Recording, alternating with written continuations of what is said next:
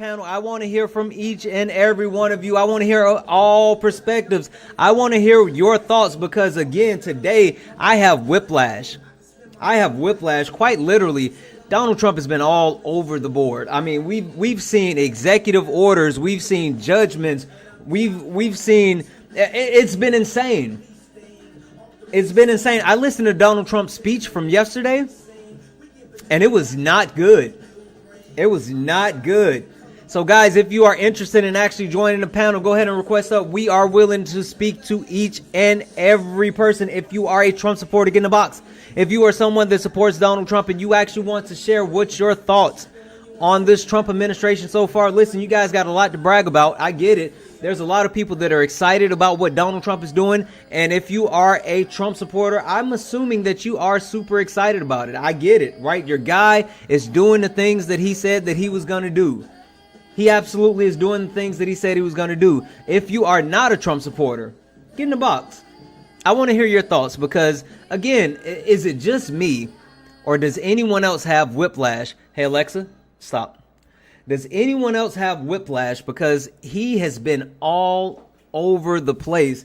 I mean, it's been a heck of a day. I will say, the simple fact of the matter is, I listened to his press secretary speak today, and it was super interesting to listen to her speak.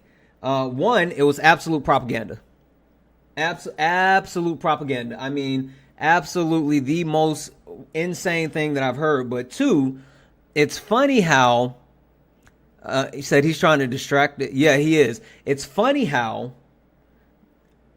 she immediately said, oh, all of these things aren't going to be affected, blah, blah, blah. And then immediately the things that she spoke on, those social programs, they were immediately affected.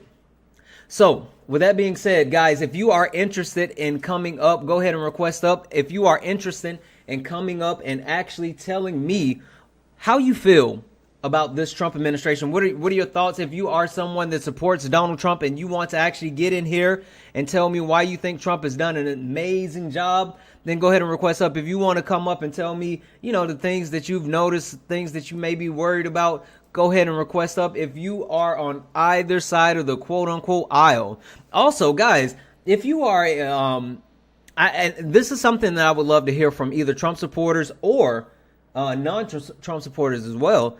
Like, what do you guys think about the Democratic response? Because that's been something that's been absolutely mind-blowing to me. The simple fact of the matter is that the Democratic Party has not responded, at least in my opinion, the way that I would respond. The Democratic Party is, they put out a statement. But it wasn't like a strong, fierce statement. I don't know. It's super interesting. It's super interesting, and I want to know. So, guys, if you are interested in joining the panel, go ahead and request up. If you are interested in joining the panel, go ahead and request up. We will go ahead and get this started in just a moment. Keep tapping the screen. We're at 10,000 likes. Go ahead and get the likes up to 25,000 likes. Go ahead and get the likes up to 25,000 likes. This is wild. All right, guys, we're going to go ahead and get started. We're going to go around the panel and do a quick introduction. If you are interested in joining the panel, go ahead and request up. If you're interested in joining the panel, go ahead and request up. Char Char. Hey, Char Char. How are you? Hey, I'm good. How are you doing? Wonderful. Char Char, can you tell the people, are you a Trump supporter? And what do you think about this a little over a week of the Trump administration? I am 100% not a Trump supporter. This past week has honestly felt like a year. It's been a long year, Char Char. I am so sick of every single day, multiple breaking news. Mm-hmm. Trump has done this. I'm just so tired. I wasn't any politician I don't love, Mm-hmm. but at least Biden, we weren't hearing about him. Mm-hmm. Ever. I just miss the calm. You know what, Char Char, what's funny is I remember how things were under the first Trump administration, and I remember every morning I used to wake up and say, am I gonna see something of we're like in some type of war or something? Something is going down because Trump was on the toilet at 4 o'clock in the morning tweeting or whatever. Like, and I feel like we're right back in it, like from moment to moment, hour to hour. Like it's so much to keep up with, and you have no idea like what's happening. No, I know. I am just overwhelmed. I saw a tweet that said I feel like every day we're losing 10 more rights. So I am just ready for it to be over, but we have a long way to go. Holy smokes, you're absolutely right. All right, Char Char, give me a second. Is it Frenzy? I'm sorry, how do you say your username? To be honest, I don't even know how to say my own username. Okay, what can I call you, friend? I mean, someone else called me Rex, so I'll just go by that. Okay, all right, Rex, are you a Trump supporter, and what do you think about this first little over a week under the Trump administration? Furthest thing from a Trump supporter, I think the one and only thing that he's done good is go golfing. He should just stay there. He should. Go retire. Oh God, just go Florida. golf, That'd be Trump. great. Stop doing other stuff. Just go golf. Well, listen, I'm pretty sure I can speak for all of America and say just like stop doing stuff, and we will pay you to golf for 4 years. I don't know. All right, Rex, give me a second. Chris, how are you? Hey, Santana, I'm good. How are you? Good. Chris, can you tell the people, are you a Trump supporter, and what do you think about this first week of the Trump administration? I'm gonna start off with a hell no. I'm not a Trump supporter, and what I think about the last week and a half of the administration is a lot of the things that I thought were going to happen did happen, and I didn't expect it to affect me personally so soon. Given that I lost my health insurance today, so Wow. I am not happy. Yeah, no, there's a lot of people that have been affected really quickly, and I'm sorry to hear that. So that's a real thing. Thank you for that, Chris. I got the knees. How are you? Keys. I got the keys. That's what I said. I definitely said keys. I I don't definitely know said why keys. everybody says knees. It's like they don't see the K. I'm sorry. No, it's all good. I got the keys. Keys. Are you a Trump supporter, and what do you think about this first week under the Trump administration? I absolutely am not a Trump supporter. And just real quick before I say what I think about it, Chris, if it's any consolation, a judge stopped the Yes. order that you tried to put in place today, so we did not lose our health insurance. You're good for now. For now, it's a temporary For now. stay that was put in place until Monday.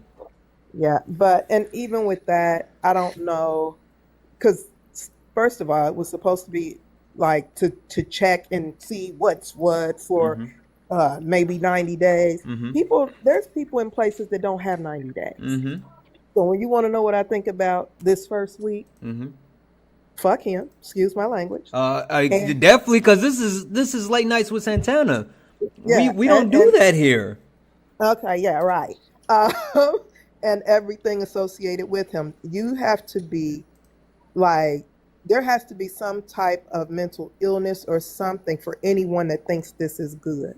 Yeah. The things that he has done, and especially any person of color, I recognize that some may not understand the significance, but any person of color that knows anything about history and the reason why affirmative action and DEI ever even had to be put into place will understand why this whole thing that's being done is absolutely targeted Yep. towards us, even though Yep. it's affected Caucasian people as far as women as well. But Yep. they're the same ones that voted for him. Absolutely. Listen, they don't know, but they about to find out. They about to They find out, definitely Keys. are. Yep. When they shut down the DEI for the government and said that those agencies within the government didn't need to return to work after 5, they were off after 5 o'clock the next day. They didn't need to return to work. You know who was 70% of the supervisors or people over those departments? White women. Absolutely. White women. Well, we're gonna So go get ahead. into it. All right, one second. Hey, thank you, Step Jack. Emerson, Are you a Trump supporter? And what do you think about the first week of the Trump administration? What's good? What's good? How you doing, man? Good, good, good. Nah, I ain't a Trump supporter, man. I feel like it's messed up what he's doing to. I'm Hispanic myself, and what he's doing to the Hispanic community. I mean, yeah, a lot of people made a mistake to come in the country illegally, but most of them are good people. Hmm. Pay their taxes and work. They're not doing nothing illegal here. Yeah, yeah. So I just don't like that part. And I mean, the EBT shit and all their insurance thing. I mean, there's people who actually need that type of help too. So it's messed up if he does that to the U.S. citizens too. Yeah, no, listen, it's a lot of people that have been affected, and it's a lot of people. The interesting thing is a lot of people that supported him that are going to be affected. So, yeah, absolutely. Give me a second. We'll get into it. KP, how are you? I'm doing good, Santana. How are you? Good, good, good. KP, are you a Trump supporter? And what do you think about this first week of the Trump administration? I was actually in your live the other day with these prompts up, so I'm not going to get too much into what I think about the last week. Did you look at them again? Mass deportation, trade war. Yeah, I think they were the same. It was only the other day, so I don't think much changed. No. There's only one that didn't change. Everything else changed from last week. Yesterday we just rolled these out, so they are different. Oh, okay. Hold on, don't try. fault. Don't. I do Listen, a little I work. wasn't trying to come at you. No, I'm just Santana, messing my with you. No, one thing in particular that I found very abhorrent and disgusting is the treatment of the press secretary compared to the previous press secretary. I saw thousands of comments, even though she was intentionally vague and dodged every question that she was asked today, about how good she was compared to JP. And it was just blatant racism on display in the comments, because it's a blonde white woman that's doing the press briefings instead of a black woman now. So all we're going to hear about is how well articulated she is, and even though she failed to address anything that was being asked of her. Listen, I'm gonna have to check out those comments. I will say that I did watch that press speech, and it was again propaganda at its highest form. Like I watched her and I was like, there's no way I could have lied that smooth. Like I thought at some point she was gonna choke on the words, but she didn't. So perfect. And Jessica, how are you? I'm doing good, Santana. How are you doing? Wonderful. Jessica, can you tell the people, are you a Trump supporter? And what do you think about the first week of this Trump administration?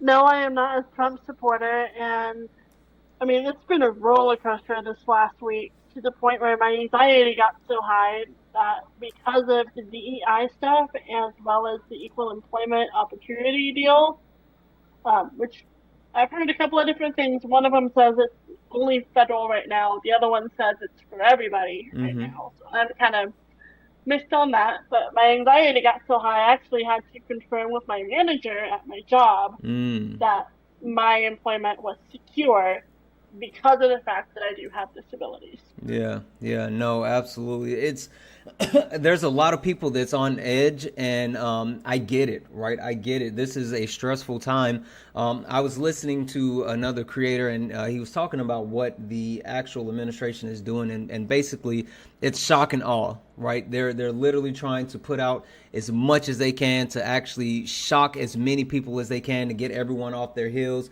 It's a whole thing, but we're going to get into it. So this is what I'm going to do. Just because I know we have a box full of friendlies, we have a panel full of friendlies, I want to give everybody an opportunity to speak, but I do want to give an opportunity, if there are any Trump supporters that scroll in or want to actually join the panel, I want to give them an opportunity to be able to speak. So I'm going to leave one box open, and then I'm going to let some of the people speak on the panel, but we will go ahead and start to cycle people out.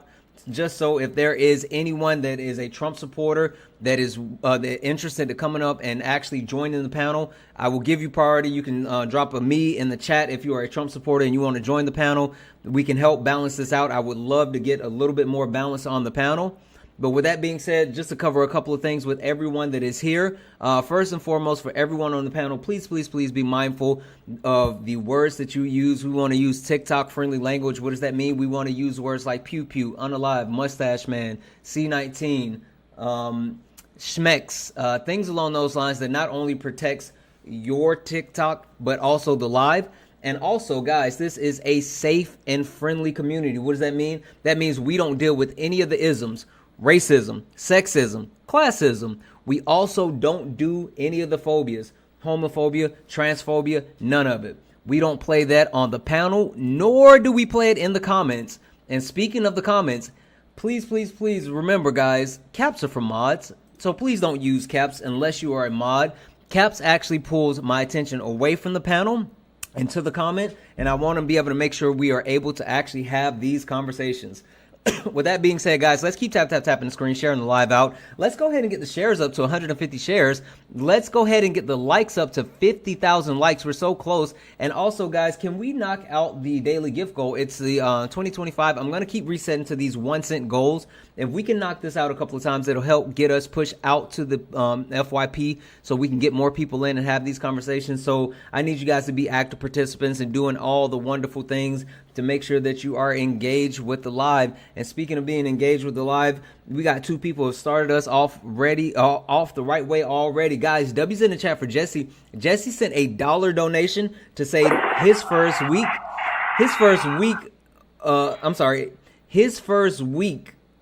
is the beginning of our 4-year show. You're absolutely right about that, Jesse. Absolutely right about that. Also, guys, W's in the chat for Gene. Gene sent a $1 donation. Said, just want to say I appreciate you. You're the perfect balance of education, entertainment, and poise. Best creator on the TikTok.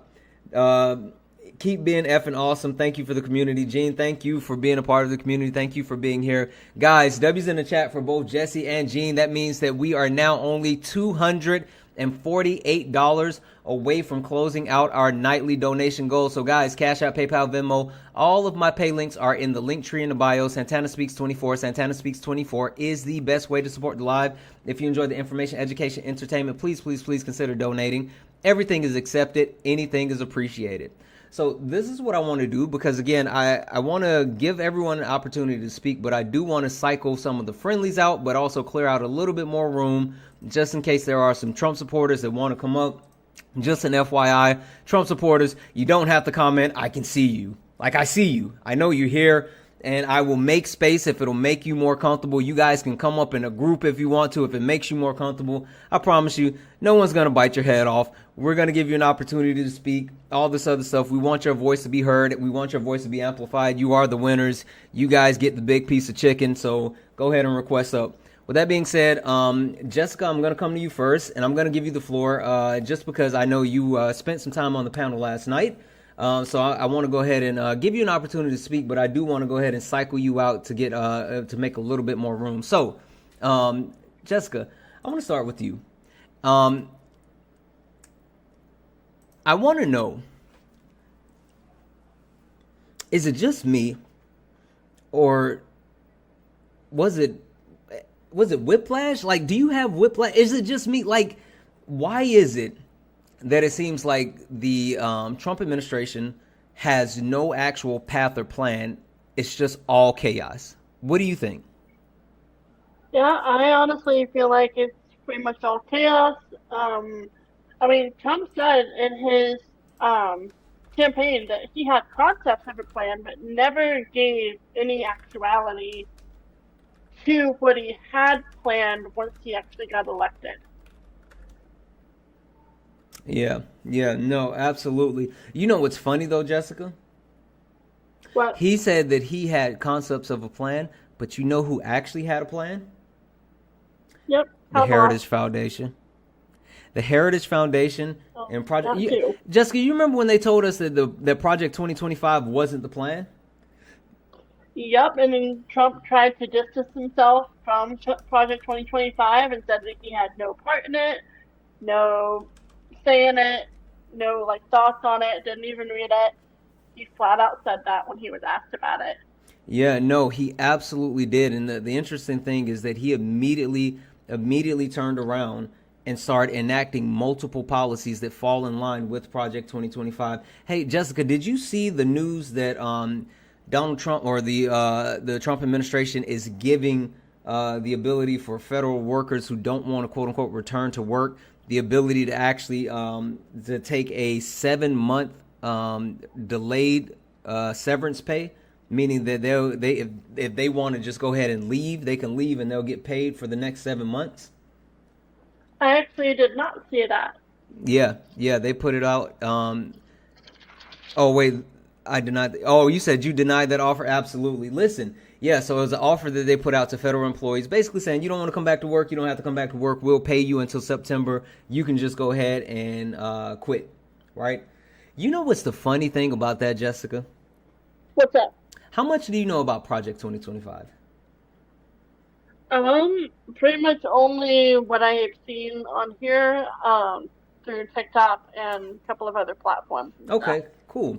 So one of the things that they clearly broke down in Project 2025 is the way that they wanted to actually get quote unquote career politicians and career government workers out of the actual government. And so they had a plan to fire 50,000 government employees, 50,000 government employers or employees. And what actually they're setting the stage to do, at least this is what it looks like to me, is to offer these people to see if they can get anyone to actually, go on their own. But then if they don't get enough people, they're going to start laying people off, right? And I say that because listening to the press secretary today, when she talked about, did you also see, again, it's like whiplash, that Donald Trump actually fired some of the people that were connected with the Justice Department, that was people within the Justice Department that actually was a part of his case. People that was a part I of the. saw that. Yep. People part of the watchdogs. There were independent watchdogs, and then also different inspector generals. Did you see that? Like they fired all of them. Yep. So the thing that the press secretary said today was Donald Trump has the absolute right to do that because those people are employees of the executive branch, and he has the right to fire at will anyone that's a part of the executive branch. I feel like they're setting the groundwork to actually not only try to get to the point that they're trying to get, by getting people to volunteer to leave, but setting it up to fire people as well. Yep, and pretty much having all yes man, in my opinion, people that aren't gonna be like the brakes in order to stop him from doing stuff that he shouldn't be doing. Yep, absolutely, absolutely. But Jessica, is there anything else that you want to share? Any other thoughts or that you want to share before I drop you down? Not really. Okay. But yeah, I might still stay in the chat for a bit, and absolutely. Then, I might come back up later if possible. Yeah, that's what I was about to say. As we cycle through people, and if you are interested in coming back up, then feel free. Like I said, I see the Trump supporters in the chat. I see them in the chat, but they're scared to come up. And then I know we got a box full of friendly, so I want to try to cycle through people, but also make a little bit of space. Can I actually say one last thing? Sure, go ahead.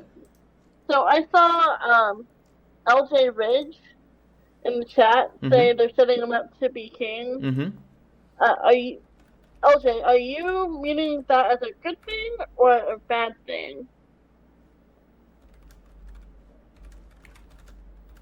Yeah, so the one thing that I'll say about that is I wouldn't even say king. All right, I wouldn't say king. I would say, again, huge fan, and if anyone watches Sparring with Santana, one thing that, or the background that I've had for a while is speaking to the fact that, trying to figure out which is better, 1933 Germany or 2025 United States of America. And one thing that they did in 1933 Germany was consolidate power. And the one bold statement that the Democrats said today was this is exactly what Trump is trying to do is consolidate power. And that's what this is. I wouldn't say, a king, but I would say a dictator. So. Yeah, I mean, the thing is that a lot of the stuff that either independents or Democrats or maybe even some Republicans that aren't like so far right, the things that people were seeing were thought of as fear-mongering and blowing things out of proportion, and that, they're not going to do that. Well, to be perfectly frank, as a woman, I didn't think that they were going to put the AB back to the states. and they're lining it up to have that be a federal ban because they've already taken down the website that has the advocacy for women's reproductive. And I'm assuming that that's not just for ABs, that's for anything to do with the reproductive system for women. Yeah, no, absolutely, absolutely. But anyway, Jessica, thank you so much for coming up. I'm gonna drop you down, and feel free to come back later. Okay. Yep. All right. Thank you. Thank you. Chris, I'm gonna come to you next. I'm gonna come to you next because again, I wanna cycle out with a few of the friendlies, and I know you've had a couple of opportunities. So, Chris, what would you like to add? Real quick, I just want to add that every day feels like it's been longer than the last, and I just fear that as a social worker and in the healthcare field itself, um, our services are going to be needed more than ever. And I just want to let everyone know who's listening that if you ever need anything, you can always reach out to me and we can get through this together. Absolutely. Listen, that's one thing that I love about our community is it is a community, not only a community of resources, but a community of support.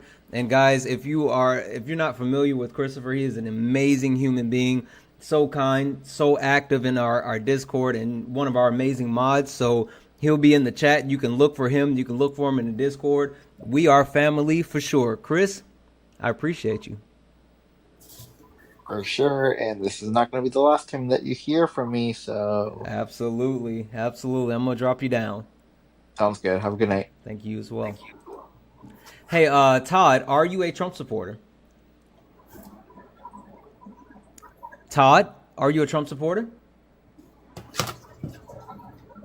Todd 702. Todd 702. Report to the front of the class. Todd 702. Are you a Trump supporter? Okay, I'm going to go ahead and drop you down. Guys, so we have a little bit more room. And so I want to make sure that we leave some room for some Trump supporters. If you are a Trump supporter and you are interested in joining the panel, go ahead and request up. We will give you the opportunity to get in the box.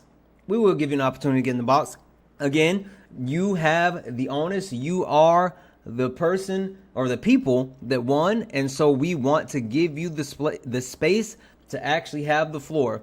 With that being said, guys, keep tapping the screen, share the live. Let's go ahead and get the likes up to 50,000 likes. Let's go ahead and get the likes up to 50,000 likes. Let's get the shares up to 150 shares. And also, we have our daily gift goal, which are the music notes. If we can go ahead and knock those out, that will help boost up the live. It's the 1 cent goal, so if we can knock that out, that'll help. And last but not least, guys, Cash App, PayPal, Venmo, all of my pay links are in the link tree in the bio. Santana Speaks 24. Santana Speaks 24 is the best way to support the live. So if you enjoy the information, education, entertainment, please consider donating. Everything is accepted. Anything is appreciated.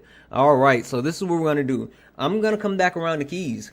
Keys, what would you like to add to the conversation? Do you want to pick up on one of the topics that we were kind of speaking on, or do you want to grab one of the topics that are on the background?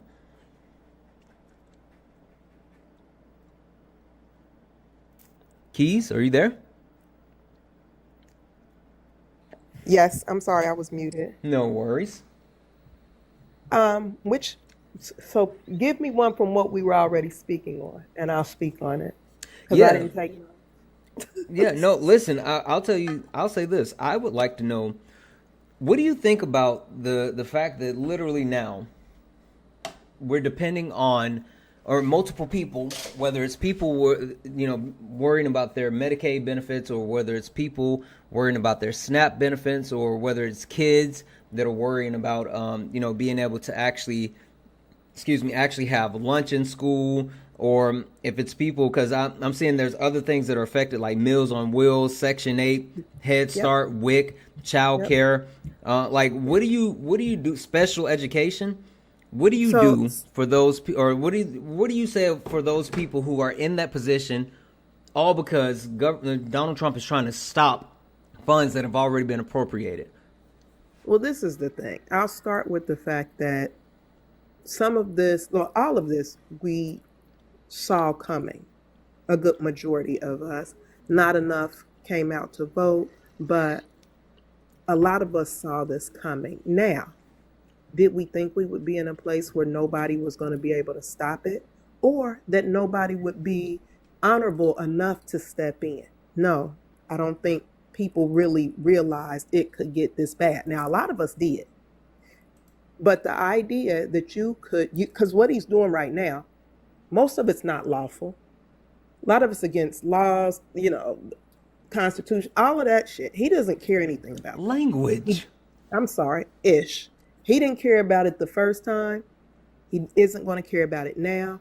This time he's in an even better place as far as what he feels, because he not only has House, Senate, even though House is a small majority, and they may have a couple that waver. I know they had at least one woman that said she wasn't caucusing with them until Republicans start acting like Republicans. But Republicans aren't what's in office right now. No, it's not. It's not the majority. It's not. MAGA is its own party, and it's its own cult. So to watch so many people see what's going on and still denying it is absolutely absurd to me. I don't think people realize the magnitude of these orders that he keeps putting in place. When people say, there was a guy down here that didn't want to come in the comments that didn't want to come up. He's asking, well, what happened? Like, wait, you know why they don't want to come up though, right? Because first of all, because they know that shit don't make ish doesn't make any sense. They don't have no defense. No, they're embarrassed now. Look. You're absolutely right. Like they know that they're starting to see things turn on their heads, and they're like, "Ooh, I didn't vote for this. Ooh, Yeah. I didn't think that." Like, I think a lot of people were so blinded by either the hatred, because the Let's Go Brandon thing was like real, right? And people made it their entire personality. Yep. Like their entire personality, and then couple that with the fact that there was a black woman and they want to own the libs and just like all this other stuff. Hey, listen, Panamario or whatever your name is, I've invited you up multiple times. My mod has invited you up multiple times. Yeah, you haven't requested. Yeah, listen, this is the last chance. Either get in the box or don't comment. You can sit in the chat quietly, but no more commenting unless you get in the box. If you want to get up on the panel and let your voice be heard, I will give you the floor. You will have the floor, but I don't want to see your comments anymore. Seriously, I don't want to see your comments anymore. Mods, if he continues to comment, just mute him. So there's that. If you want to speak, get up on the panel. I'm purposefully leaving a box open, and not only that, but we are literally going to give you space to actually speak. But it's interesting. They know that they can't defend the indefensible, and I think that's really what it. NJT, listen, this is a respectful panel. I'll go ahead and send you a request. We will give you the space to actually be able to speak if you are interested in coming. It is a respectful panel, but they realize that they can't actually defend the indefensible. They're still trying though, which is even more concerning, because you're watching this, and a lot of them, I can guarantee, are watching it, and it's affecting, whether it's affecting them themselves or people around them. People are getting laid off. People are getting let go completely, and this is all behind all of this. Like some people were already being let go before the administration came in, because these companies are bracing for tariffs, costs, and things like that behind all of these crazy threats that keep happening. But what we have in office right now is a bully, and he doesn't care who it affects. My concern is the fact that so many people still believe that he cares about them. They think the deportation of brown people is about, oh, we just need to get criminals out of the country and yada, yada, yada, and they're taking your jobs. That's not true. That's not true at all. If he actually deports everybody that he claims he wants to deport, there's going to be it's going to be hell.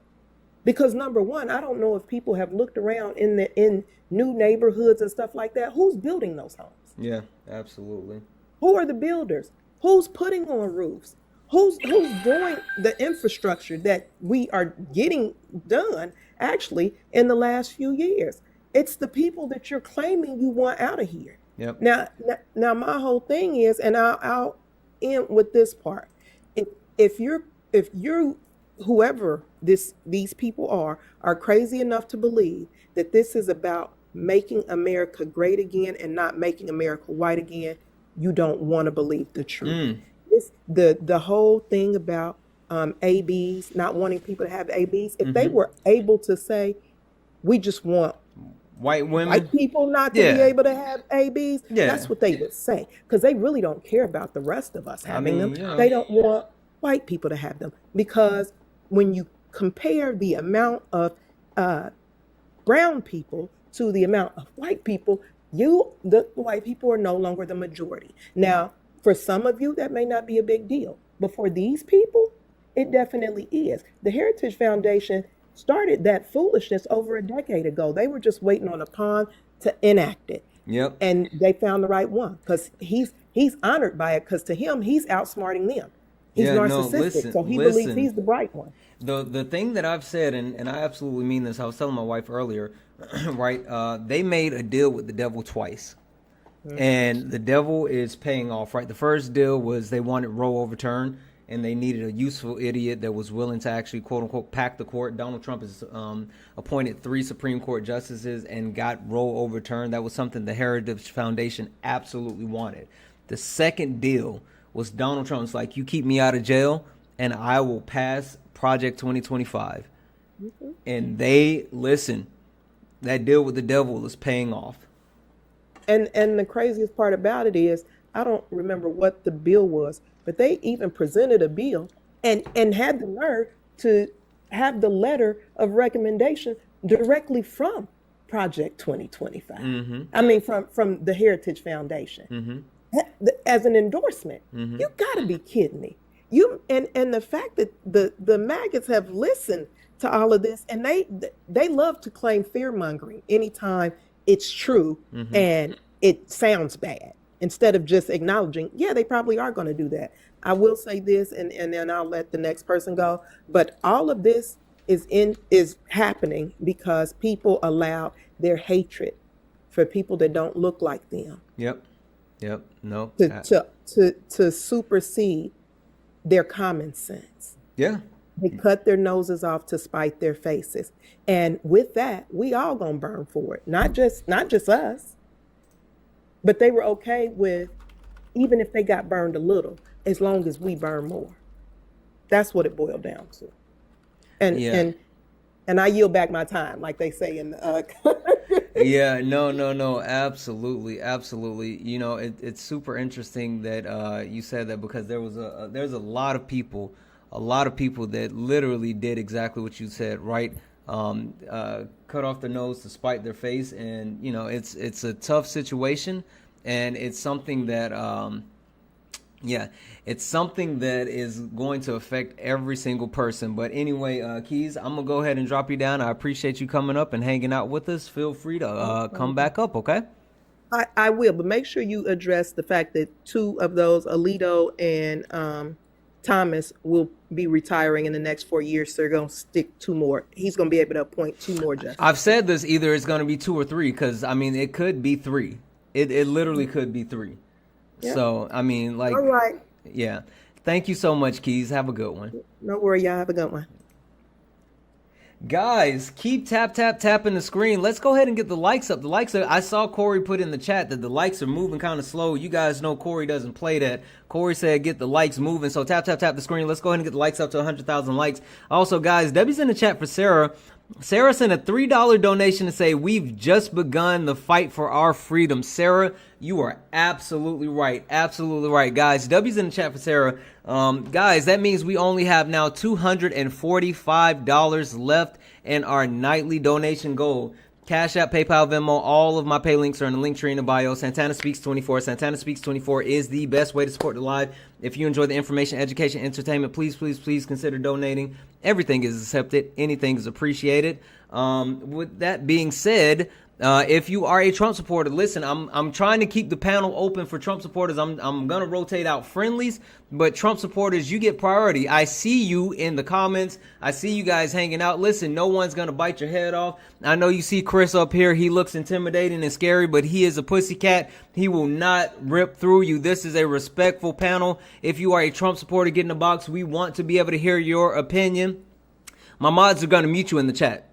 I'm sorry, my mods are going to mute you in the chat. If you want an opportunity to have your voice heard, join the panel. We will give you the floor. Everyone will stay on mute as you speak. With that being said, Rex, what do you want to add to the conversation? Well, honestly, most of the things that have already been said have been the most important things to me. So I'll just go to what's next up. And that, for me, is the climate. Because professional scientists say climate clock is on 4.5 years. Or something like that. Yep, literally, I just did a video. 4 years, 174 days. I forgot how many hours, but yeah, I literally just did a video today about that because Trump talked about it in his speech yesterday. It's like, oh, it's not a whole thing. Yeah, things are getting wicked. Yeah, we appointed someone for 4 years out of the 4.5 years that we have left who doesn't believe in it. And like I was born, grew up in Colorado, and I'm going to the University of Utah. I spend 95% of my life outside, and he's trying to destroy all of that. And I think that's just so important to touch on that he just doesn't even think it's real. Yep, nope, absolutely. For anyone looking, there it is. 4 years, 174 days, 11 hours, 2 minutes, and 3, 2, 1 second. Yeah, guys, if anyone is interested, you can definitely find the climate clock, and it'll actually speak to what Rex was actually saying. Rex, like, what do you think? Because, again, he pulled us out of the Paris Climate Accords. He pulled us Hello, out everybody. Hey, Jay Will, give me 1 second. He pulled us out of the Paris Climate Accord. He's saying that he not only does he want to deregulate, but he wants to make deregulation permanent. What are your thoughts around that as, being a young man and even more to your point, someone who spends a lot of time outside? Like, how do you feel about those things? I feel like it's awful. There's zero reason to pull us out of the climate treaty, first of all. And the other two are equally as bad. And then his remark about drill, baby, drill is another thing that's really bad, because I know that Biden set up all of the climate protection and everything out in Alaska. And Trump's first week back, he's already trying to take all that away. And he's like, this doesn't affect like just me or just people that live in like mostly outdoor areas, like not metro city areas. It affects everyone around the entire planet as one of the leading distributors to climate change with a leader that doesn't believe in it. Yeah, no, absolutely. Well, perfect. Rex, thank you so much for coming up. Thank you for hanging out with us. I'm going to go ahead and swap you out, my friend, okay? Thank you. Have a good night. You as well. Jay Will, how are you, my friend? I'm doing good. Good. Jay Will, are you? Long day, and I'm very new to TikTok, and this is the first live conversation I've ever had on TikTok. Listen, welcome. Listen, I have 2 questions for you. Jay Will, are you a Trump supporter, and what do you think of the first week under the Trump administration? Yes, I am a Trump supporter, and as far as the first couple weeks are going, I feel it has been refreshing. Okay, tell me more. It is nice having a leader in the office that actually carries through on his promises and does it properly. You know what's funny? I was having this this conversation with me a little bit on this, because this is all new to me. Yeah, no worries. No worries, friend. This is a conversation. You know what's funny, though? I'm here to just expand on different views, different. Yeah, Um, yeah, no, for sure, for sure. get some Um, education that you don't get with the mainstream absolutely. media, because it's all tailored to your beliefs, and you don't really get to have conversations when you just listen to the media. Yeah, no, for So sure. I mean, like the thing is we know for a fact that you don't really get there's a lot of people that don't believe in quote unquote legacy media or mainstream media anymore. Like that's a whole thing. So I know exactly what you're probably referring one of to. those people as I grow older, Yeah, honestly. absolutely. So let me go here because I want to make sure that I actually ask you this question, right? Or make this statement because I was telling someone this earlier and I genuinely mean it. Um Promises made, promises kept. If nothing else, like let's be clear, I don't like what Donald Trump has done at all. At all. But Yeah, Donald Trump said that he was going to do these things.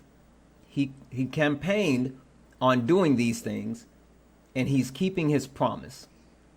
And I mean, if you voted for this, then like you're getting exactly what you want. So you're absolutely right, Jay. Will you normally don't get a lot of politicians that are actually willing to do what they said they were or try to follow through on those quote unquote promises. exactly. Yeah, give me 1 second, Jay Will. Is it H Here's Brittany. Rugger? Yeah, that's right. H. Rucker. Okay. Are you a Trump supporter? And what do you think of the first week under this new Trump administration? Oh no, I'm against Trump, and I'm really scared.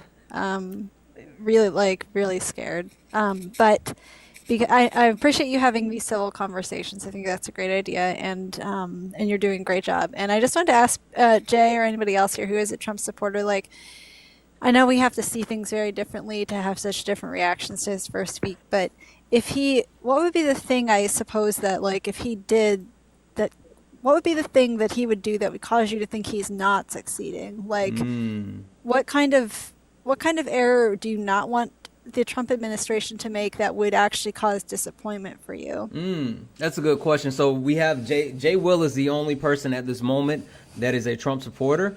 So guys, if you are a Trump supporter, you can go ahead and request up again. Jay Will is up here. I will leave these two boxes open for any other Trump supporters that may want to join. If you're a Trump supporter, you can even just drop in the chat here and we will bring you up. Unfortunately, my mods are not going to let you talk in the comments because we want to make sure that we have a balanced discussion and we don't want Jay Will up here by himself. So if you are a Trump supporter, go ahead and request up and we will not only give you respect and the ability to speak, but we will have a civil conversation. Jay Will, is there Yes. something that Trump could do to make you say, okay, I'm not on board with this anymore? Because to your point, he's keeping promises so far, but is there anything that would make you pull back? What would make me pull back? And this is a good question. First of all, I just want to say I appreciate everybody staying quiet and letting everybody talk. This is awesome. Very respectful. Appreciate that. So, what would make me not respect him is if we start going back to, as in the past several years, and even going back a lot farther, Republicans and whatnot, that we do not put our citizens ahead of the world. What do you mean? Can you explain that a little bit more? Yeah. As paying my taxes, I feel very disgusted a lot of times that my money really doesn't go to anything that supports me as a American citizen. You okay? So you do you know that or do you think that? Well, as from my the information I get from turning on the TV every day and Facebook, Mm-hmm.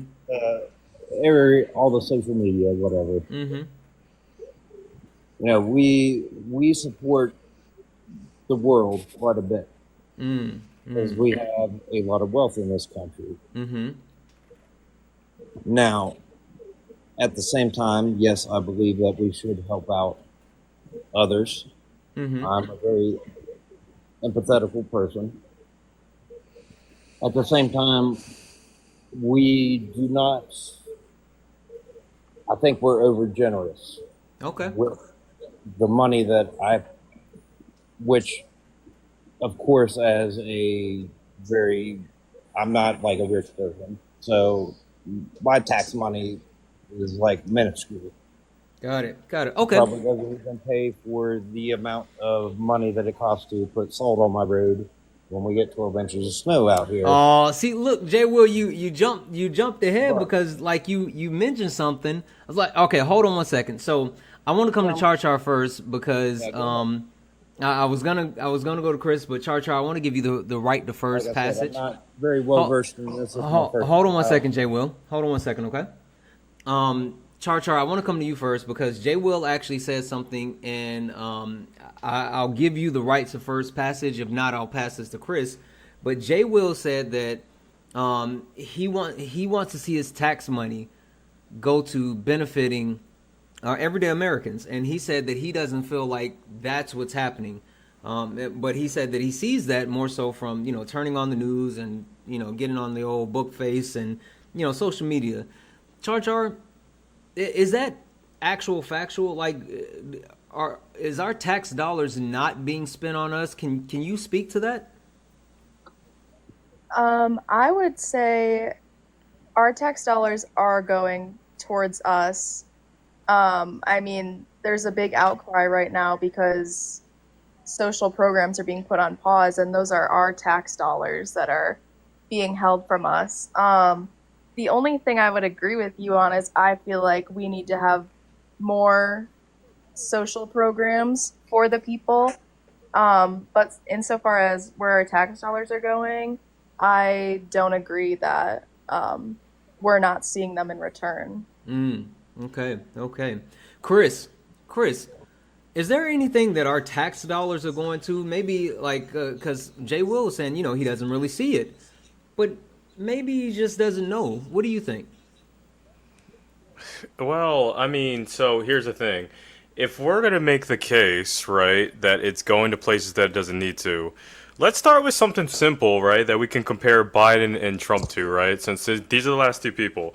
The rate of increase for the defense budget, and within the defense budget, that's where the foreign aid comes to, right? So that multiple was way higher under Trump, right? Which means under multiples, he spent more for the defense budget. And part of the defense budget is literally sending it to places like Portugal, Lebanon, Israel, right? All these other places.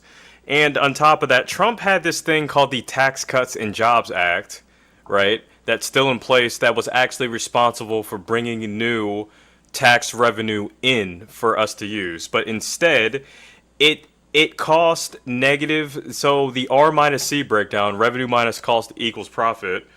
The revenue was 3.6 billion, and it cost 3.9 billion, which means we lost about negative 3 million, I believe. So if we're going to talk about where more money is going to, we make the case that Trump advocates for spending more money elsewhere and his future policies as well. I hope you think the Panama Canal, there's going to be a lot of money going towards the military and crisis response in Panama, especially since a lot of governments said that they would retaliate to the United States, right, if they clogged up the Panama Canal. So with that being said, the argument can be made that with Trump's first term, and I haven't even got towards everything, and what he wants to do, a lot more money is not going to be going towards Americans, right? Based on just what he wants to do and what he's done in the past. That is an excellent point. Excellent point. Jay Will, I'm going to come back to you because I have another question, but let me just say this, guys. Keep tapping the screen. Let's go ahead and get the likes up to 100,000 likes. The likes are moving super slow. Let's tap the screen, share the live out. Let's get the shares up to 200 shares.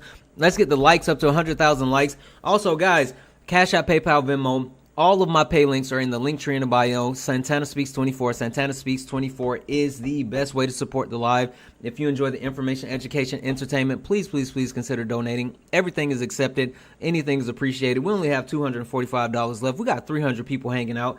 If 245 people send $1, we can close out our nightly goal. So thank you for that. Jay Will, I want to come back to you. Oh, I'm sorry. If there are any other Trump supporters that want to come up, I'm leaving 2 spots open for Trump supporters. If you are a Trump supporter, please request up, or you can even put me in the chat and I will bring you up. We want to make sure that we give you an opportunity to amplify your voice. We are here for civil conversation, so you will have an opportunity to speak. If you are a Trump supporter, get in the box. Jay Will, Chris said something interesting, right? He talked about how there's certain actions that Donald Trump is taking that is not only in the past has negatively impacted the amount of tax dollars we're spending, but he's also doing certain things that is going to negatively impact us in the future, including, quote unquote, trying to take the Panama Canal. He's threatened Greenland. He's like doing multiple things as far as threatening tariffs on other country. Okay. With that being said, are you worried at all that Donald Trump is going to crash our economy by the different things that he's actually doing? Actually, I feel like this will balance things out. Now, from what I know of negotiation, is you always got to ask more than what you get, or ask more than what you're asking. Okay, so there is room for negotiation. All these other countries and the world, I guess, we pretty much support the rest of the world, in my view. So, with supporting the rest of the world, the ratio of what we give out to what we take in from the rest of the world is extremely unbalanced. Okay. This is kind of a bargaining card to bring us back from giving out more than what we're taking in. Okay. Wait, hold that thought.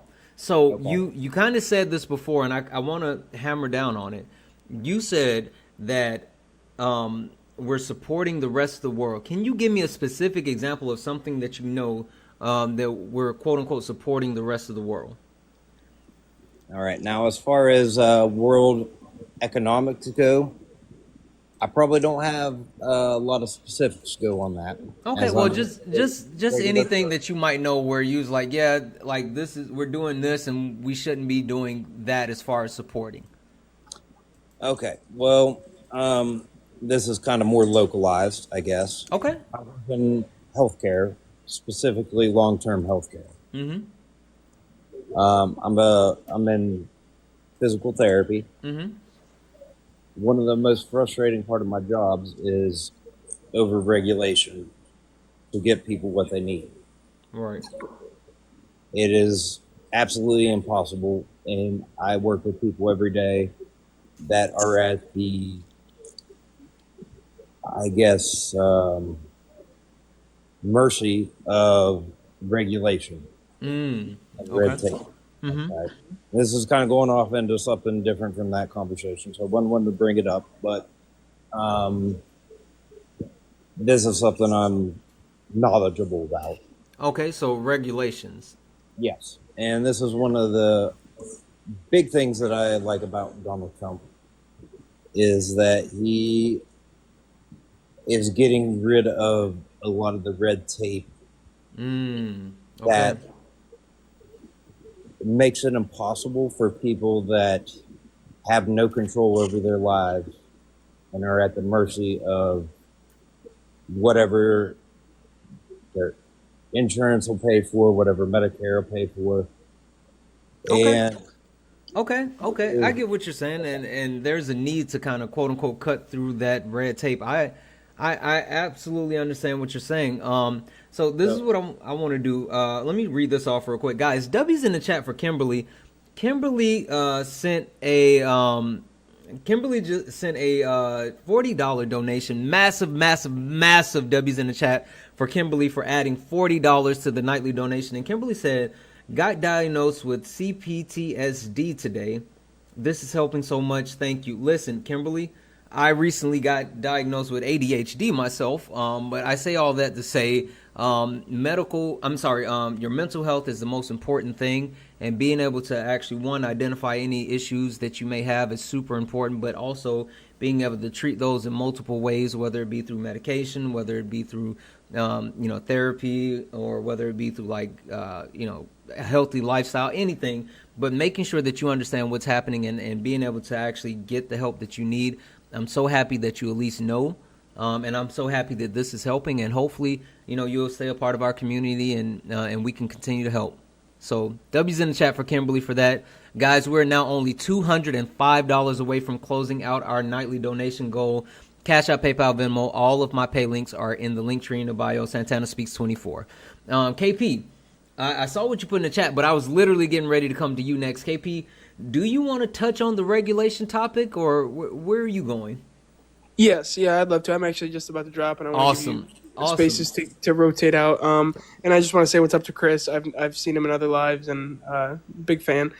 I just wanted to say to Jay Will, while I can concede that there is more than likely bureaucratic red tape in our government and throughout all systems that could be improved, we need to be wary of the things that we deregulate, because when Trump deregulates something, he's doing it for his buddy's interests. He's doing it for the wealthy's interests. So when you look at things like what we've experienced over these last 4 years during the Biden administration, which can be confusing, a lot of these things can be directly traced back to Trump's deregulation in his first term. When you look at the listeria outbreaks that we've seen, there was just a massive recall of boar's head meat products, things that are going on with Boeing's aircrafts. When you give the power to regulate companies to the companies themselves, there is going to be crucial things that are missed, and we can't allow that. Otherwise, we're going to see even more instances of outbreaks in these fields where they're skipping checkboxes. Yeah, no, absolutely, and I'm glad that you called that out, right, KP, because you hit like more recent deregulations, and I know we talked about like the environment, and there's long-term consequences to deregulating when it comes to the environment. And KP, would you happen to know why the housing market is quote unquote so bad right now? Like, do you know what happened to cause the housing market to actually be kind of crappy? If I do understand correctly, there is not enough regulations in place which allows major corporations to buy up housing, and we see now that they own 40% of U.S. Single-family homes. Yeah, you're right. There's not enough regulation. Any chance you know who might have actually deregulated? I would be willing to bet my life savings on Donald Trump. Oh, that would be a safe bet, my friend. That would be a very, very safe bet. Yeah, Donald Trump actually came in and stripped out some of the regulations when it came to the housing market, allowing corporations to actually not only have to no longer wait on that moratorium of whenever there's a new house that goes on the market, but it gave them the ability as well to actually overbid on houses, which they outprice normal people for houses. So to your point, like I understand that there's a need to streamline processes and cut through red tape and everything like that. But to KP's point, which it was masterfully said, when you allow companies to actually regulate themselves, they're always going to take those shortcuts and do what's best for them. So you are absolutely right, KP. Thank you, Santana. I'm about to drop. I love all you beautiful people. Jay Will, I hope you can stay up here and learn some more, and I appreciate your willingness to come into these lives and have these conversations. So you guys have a wonderful night. Absolutely. Thank you, KP. Thank you. I'm going to go ahead and drop you down. Jay Will, what are your thoughts? Like, because, again, like KP kind of hit it dead on the head. I agree. And I agree with you. Overregulation is a bad thing, but understanding the difference between overregulation and then having – a sense of like the right people making those decisions on regulation, like that's really important. And yes, I understand what you're saying there. From things I can relate to as the average person I am, I can only relate to this as it comes down to people in a nursing home or people seeking short-term care to get back to their previous lives. There is so much red tape involved, and now I do physical therapy. I've worked in home health, and I'm back in long-term care, which is kind of / short-term care, which is kind of the in-between and going from one place to the other. Right. Everybody wants to get back to where they used to be.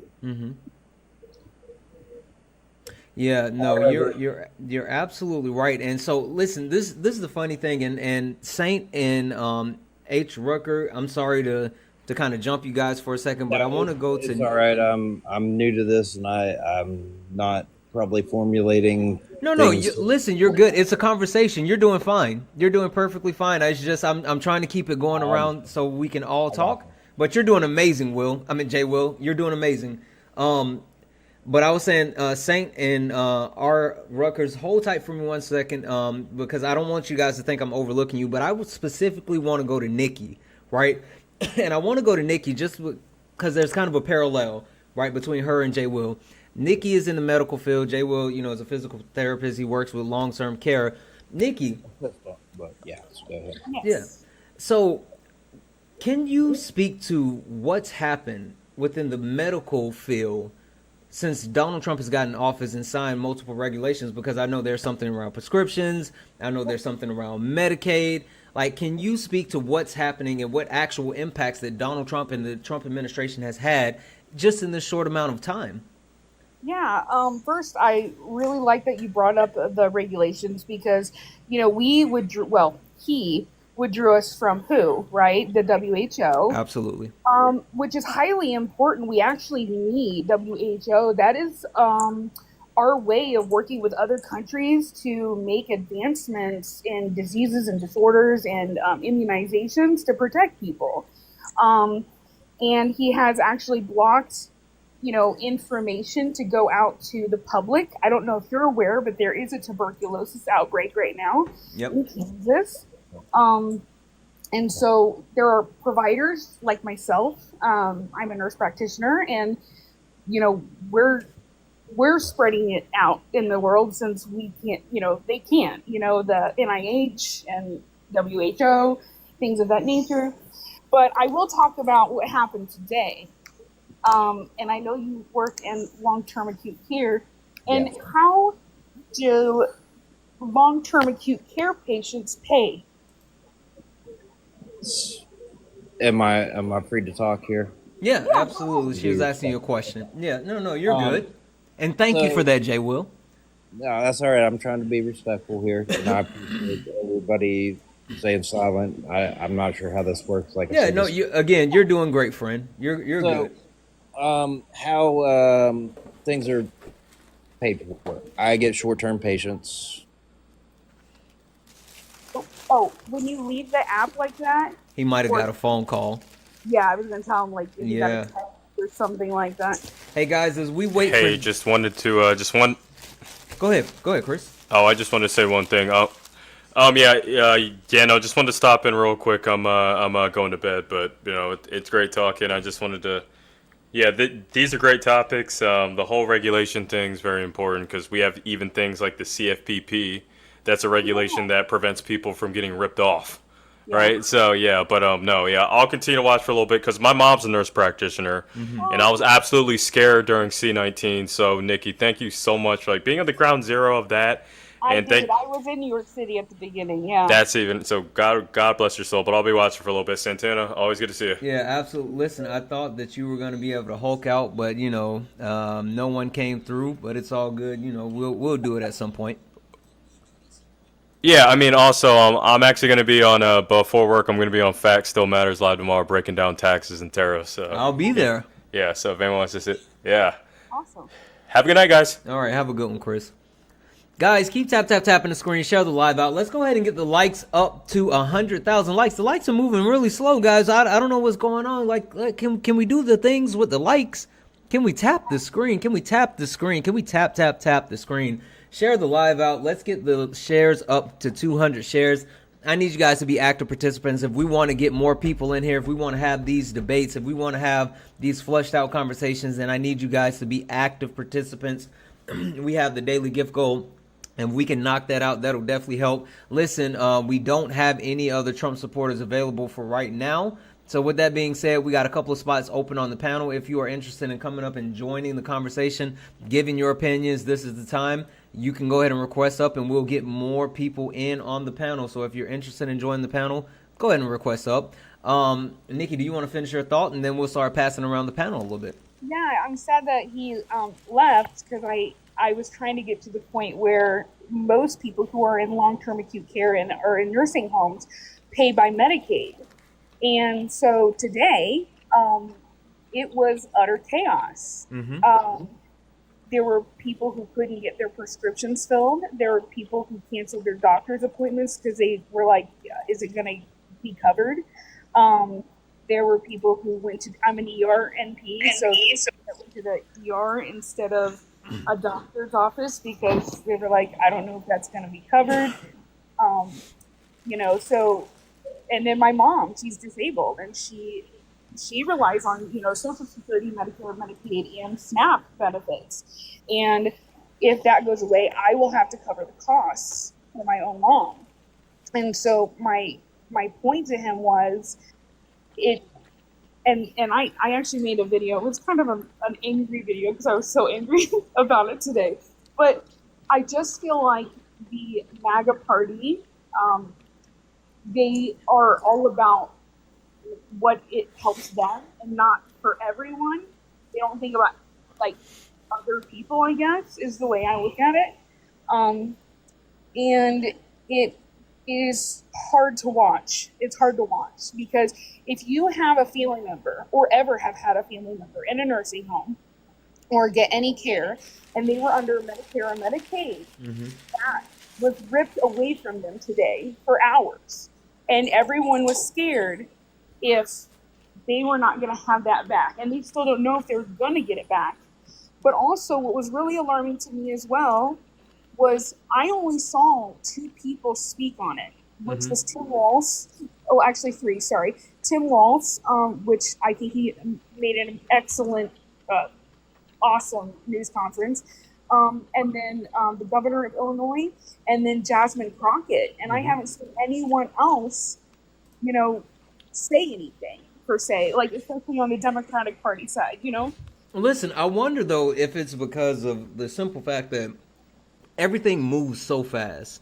Yes. Right? And again, that's the problem that I have with dealing with the Trump administration is or Donald Trump period, right? Whether it's the administration or campaign or whatever, like it's always something. It's the next thing and the next thing and the next thing, and it's hard to catch it. And even I agree. Even like someone like me who creates content, right? I had a video that I was getting ready to do, and the video was based. I do a series called Long-Winded Donnie Review, where I break down Donald Trump's interviews or speeches or whatever, and I break them down into digestible portions, and kind of I try to recap it and make it shorter and more concise. I've seen them. Yes. Yeah. So I did it today off of his speech that he did yesterday, right? And I would say about 30 to 40% that I spoke on was no longer even like valid. And this was in a 24-hour cycle. It's insane how hard it is to keep up with like Trump and what's happening. And when I try to keep up like the content, it's really hard to do because it's like it's so much happening at many you're different 8 times. days in, right? You're 8 days in, and I've lost count of how many executive orders now, so I've lost count. And I will say that, unfortunately, the state that I live in, and I don't know if anybody is in the same state as me, but my state is being run by, let's just say, a mini Trump.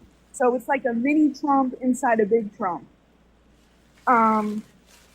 So I have, my governor and lieutenant governor are white Christian nationalists, unfortunately. Oh, And wow. yes, it's horrible. And they actually just signed an executive order today to force the police officers to work with ICE to report immigrants. So that happened today. Wow. And and they also made ABs public knowledge. Anybody who's ever had one. That is insane. Yeah, well, I live in the same city as Mike Pence, if that tells you anything. So, it's very Oh, you live in Indiana? I sure freaking do. That I is do. wild. You should see the bills that are coming up is scary. But yeah, I don't mean to monologue or anything. It's frustrating. And there's a lot of stuff to keep up with. And I understand that. And a lot of people are still in shock. Of what happened today. Pure shock. Yeah. I don't know. Yeah, absolutely. Absolutely. All right, let's pass it around the panel a little bit. H. Rucker, I want to come back to you. What do you want to add to the conversation? Yeah.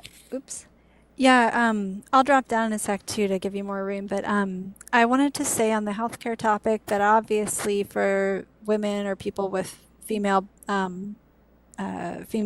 anatomy, obviously healthcare didn't get deregulated; it got more regulated, and it's going to be regulated. That's the one thing that they're willing to put regulations on. They don't want to. They don't want to regulate climate. They don't want to regulate pew-pews. They don't want to regulate, like schools, but they definitely want to regulate women's bodies.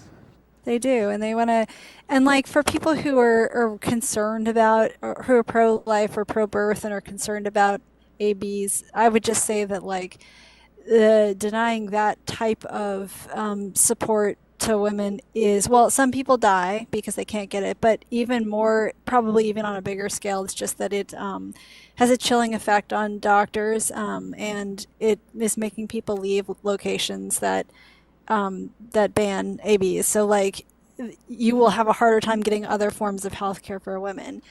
And what goes unsaid is that I think the party in power now doesn't care a great deal about women or doesn't listen to them, obviously. And then before I go, the other thing that I was going to say is on promises made and kept. I feel like even though there are moves made for the administration to keep the promises they made, they continually contradict their promises. For example, like putting America first is not cutting off our ties to everyone. We can't compete in anything if we sever all of our ties to all of the mechanisms in which we compete, in which we have prominence. We can't lead in public health without being in the World Health Organization. We can't lead on anything. We can't lead on economics if we piss off every other country. Like you can't win a sport by bowing out of that entire sport. Like, it doesn't work. And the Trump team critiqued FEMA around the hurricanes that came through my state, but now they are trying to gut FEMA or make it conditional to give aid to the wildfire victims in California. So they are engaging in the very practice that they thought they were condemning, which was falsely condemned anyway, around the hurricanes. So they continually say one thing and do the opposite. And they say they're helping everyday Americans, of course not. They're helping wealthy people. And to conclude and land my mixed up plane here, I'm just going to say that I think that the common ground for people who supported Trump and supported Harris is that the wealthy have screwed us all. Absolutely. Every single one of us. Absolutely. And thank you again for the chance to come up here and talk. I really love your lives, so keep going. Absolutely. Thank you so much for coming up. I appreciate you. Guys, tap the screen. Welcome in, Harry Raid. Welcome in, Harry Raid. I hope everyone is having a wonderful evening as we get in. Guys, tap the screen, share the live out, do all the wonderful things to let the Tiki Talk know that we are in the building. If you are a Trump supporter, get in the box. If you are a Trump supporter, get in the box. If you are someone that supports Donald Trump and you would like to have your opinion shared on this topic, please go ahead and request up. With that being said, guys, let's get the likes up to 125,000 likes. Let's get the shares up to 200 shares. Also, guys, hey, Cash App, PayPal, Venmo, all of my pay links are in the link tree in the bio. Santana Speaks 24. Santana Speaks 24 is the best way to support the live. So if you enjoy the information, education, entertainment, please consider donating. Everything is accepted. Anything is appreciated. We got almost 600 people in here. If 205 people send $1, we can close out our nightly donation goal. Couple other quick things. Welcome in Erica Raid. Welcome in Erica Raid. If you are someone that wants to join the panel, get in the box. I saw someone say, is this sparring with Santana? No, this is late nights with Santana. These are conversations. This is not a one-on-one debate. So this is an opportunity for everyone to speak. This is an opportunity for Trump supporters to speak. This is an opportunity for non-Trump supporters to speak. This is a friendly panel conversation. So if anyone has not seen this before, no, this is not sparring. This is late nights. So if you are interested in joining the panel, request up. We will rotate people in and out, and we will get you up on the panel. But if you are a Trump supporter and you want your voice to be heard, you can even drop a here or me in the chat, and I will get you up quicker. With that being said, Major, are you a Trump supporter? Yeah, I'm a Trump supporter, but I'm not MAGA. I'm MAFA. Okay. Wait, what? MAFA, Make America Flourish Again. MAGA has too much different identity. Okay. All right. Perfect. So listen, I'm going to give you the floor for a minute, and then we're going to move around a little bit more. What do you think about this first week under the Trump administration? Do you think that it's been MAFA? No, so actually, I'm kind of concerned. Trump spoke to the Congressional Institute, which hosted the Congressional GOP caucus. Yep. He was discussing with the congressman that he would like to deport criminal repeat offenders that are American citizens. Absolutely. Yeah. And a lot of people in MAGA are accepting this, and that's very concerning for me. I'm not defending criminals that are repeat offenders, but this creates a constitutional issue because what door does it open? So I'm kind of in a crisis because people are just accepting anything, and that's not good. Yeah, no, absolutely. It's interesting that you said that because I saw the same thing, and even more. I'm trying to find, where is it? I want to get more on this information, and I don't necessarily want to get too deep into it because I don't have all the information yet, but I've seen bits and pieces. But what Trump is actually doing, apparently. The reason why he said deport, and he's talked about it, apparently there was a whole conversation initially about private prisons, and they were looking to actually house those people in like Texas on the land and all this other stuff, but they realized how costly it would be. And so the Trump administration has been negotiating a contract apparently with El Salvador. And what they are looking to do is actually potentially deport or send those prisoners, which they're saying, repeat violent offenders. They're looking to deport them or send them to the prisons in El Salvador, where they pay El Salvador to actually house these criminals, right? And these are American citizens, so these are not people from El Salvador or from other countries. They're American citizens, and he talked about that in his speech. But then again, it opens up the door, right? Because I see someone say, not a bad idea. Listen, I hear you. But you open up the door, and then who else walks through, right? So it's more so than, okay, you're getting all of these absolutely horrible people out or whatever, but then what's the level of offense? They started to get people, okay, well, you didn't have a violent crime, but you robbed a bank. Okay, you didn't rob a bank, but you robbed a grocery store. Okay, you didn't rob a grocery store, but you didn't pay your traffic tickets. So, like, I'm not saying this is something that's going to happen, but it's a dangerous idea. And even more than that, you're talking about American citizens. So, Major, I'm glad that you brought that up. And again, I don't want to get into it too much. Thank you. And I won't either, but what's very concerning is that he was speaking to the congressional caucus on priorities that they are going to work on. So he already asked them to do so. Yeah. And then the other portion is, so say if it were to happen and you commit a crime in the prison in El Salvador, well, they have different laws in the same laws of the United States. So now you become a slave basically to their processes. And there's a lot of constitutional issues there.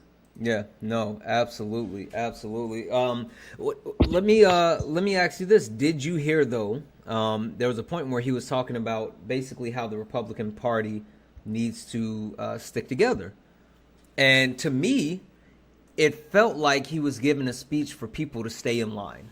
But what are your thoughts around that? Because it felt like he emphasized. I have notes. And he said it about 6 times in different ways about how they need to stick together. He called out certain people, not by name, but saying, oh, we always have a couple of like to stray here and there. And then he also talked about, well, the Democratic Party stays together. They stayed together while they were, trying to impeach me, all this other stuff. Do you feel like that was a effort of him to try to put extra pressure on people? Yes, Trump is a very strong leader. I think the American people have spoke out saying they want him, but I think it's very important that the American people actually keep him in line as well. So, the left and the progressives and the Democrats, they can say things, right? We don't want to validate their beliefs, right? We don't want to validate the fascism. Elon Musk, in my opinion, is no good. I have my reasonings behind that. We need to be careful, and we need to let the people on the other side, they're afraid that we won't stick up for American rights, and we need to be those people. Absolutely, absolutely. Perfect. Thank you. Hold tight for me just one moment, Major. Okay, I got a bit of a pickle. Guys. So I need to swap someone out because Jay Will is back and I want to get him back. I think his phone might have died. And the person that I would have said, let's swap out for Jay Will is Nikki, because Nikki's had a chance to actually speak. But Santana, I can step down. No. I want to keep you up here because I want to get more balance to the panel. Everybody else up here is not Trump supporters, and I want to try to get a little bit more balance. I don't like the echo chamber, so you're more than welcome. Is there one person that we can get to drop down for now, and we can get you back in rotation? Perfect. Definitely. Hey, okay. Santana, I'll totally drop down. No. You're good. We already had a tribute, and then just like that, he's gone. Where did Jay Will go? Jay Will is gone now. Okay, we'll leave it open for a moment. If you're a Trump supporter and you want to actually get up and help balance out the panel, oh, there he is. Hey, Jay Will, did your phone die? Yes, it did. I apologize about that. No worries. I figured that it did. Okay, I'm going to let you and Nikki pick up on your conversation because Nikki was kind of going somewhere with you. Yeah. Yeah, I'm sorry I didn't hear your conversation. Oh, no, it's okay. I might need to go back in. Can you hear me okay? Yes. Okay, just making sure. Okay, so I think like the majority of long-term acute care patients and nursing home patients, they're billed by Medicaid and Medicare. And today they were robbed of that for hours. What do you think of Medicaid being taken away from those people? I think it's horrible. I honestly do. What I have a problem with, and part of the reason I'm a Trump supporter, we're decades, century from my recollection, our government has been essentially robbing funds out of that system, pay for other things. I feel with Trump in office, we are going to stop robbing out of those programs to fund other things. So you basically think that the government has been gutting certain social safety nets, and you think that the Trump administration is going to put an end to that? I believe it will be a very good start in getting rid of the ability for our government to dip into funds and spend money where it wasn't originally meant to be spent. Okay. All right, So, Nikki. I guess so. How do you propose then all of these, and we're talking millions of people, right, that are on Medicaid? Yeah. How are you proposing that they get the funds to pay for, I don't know, their grandma or their mom or whatever family member being in a long-term acute care because they're not able to care for them, or hospice is sometimes in long-term acute care, that, to have a end of life that is with dignity and comfort, but they are unable to now pay for that. So how are they going to pay for that? They depend on the government to But Medicaid is the government. spend our money as it was intended to be spent. And I don't have any specifics. I'm just a regular person that works in healthcare. So would you be So, like a from my supporter? understanding, Go ahead. over many decades is, and here's one of the problems with regulation that I have that's gotten out of control, is when we pass anything in Congress, there is a million things tied to one bill that have nothing to do with it. And this is how things get taken out of the pockets of people that need it and is spent for other things. I feel Donald Trump is going to get us closer to one bill for one issue when it comes down to votes through the House and the Senate. Well, do you feel like, though, he abused his power today, though, by taking Medicaid without any notice of any kind? In response to that, what I'm going to say is, where do you believe that money was going before this? Well, I mean, it is going to Medicaid, so I do know that. Because my mom utilizes it. But I will say this, or would you be a supporter of universal health care? Because that would actually get rid of a lot of the concerns, I guess, that you would have. As far as universal health care goes, I don't believe that our government is capable of running that program efficiently. Really? I believe that private entities could probably better put use to the funds than our government is able to do, because there's too much bureaucracy and politics involved in their decision making. Okay, hold on. Major, do you agree or disagree? I disagree, but I have a difference of opinion than you as well. I'm sorry, than others as well. Okay, go ahead and share. So I'm not going to divulge where I live, but I live close to the Canadian border, and I live in a predominantly African American community. Canadians, it's very hard for people around here to actually get into the hospital because Canadians have flooded into the lines that they talk about have affected our hospitals because we're so close to the border. And the other portion is, I don't believe it's just, we don't have a solution right now, but I can see people making fun of it. I believe that Trump's can come up with a solution after this whole taxation and maybe the abolishment of the IRS, who knows. We can make it, I would believe in universal health care, but not the Canadian version. Okay.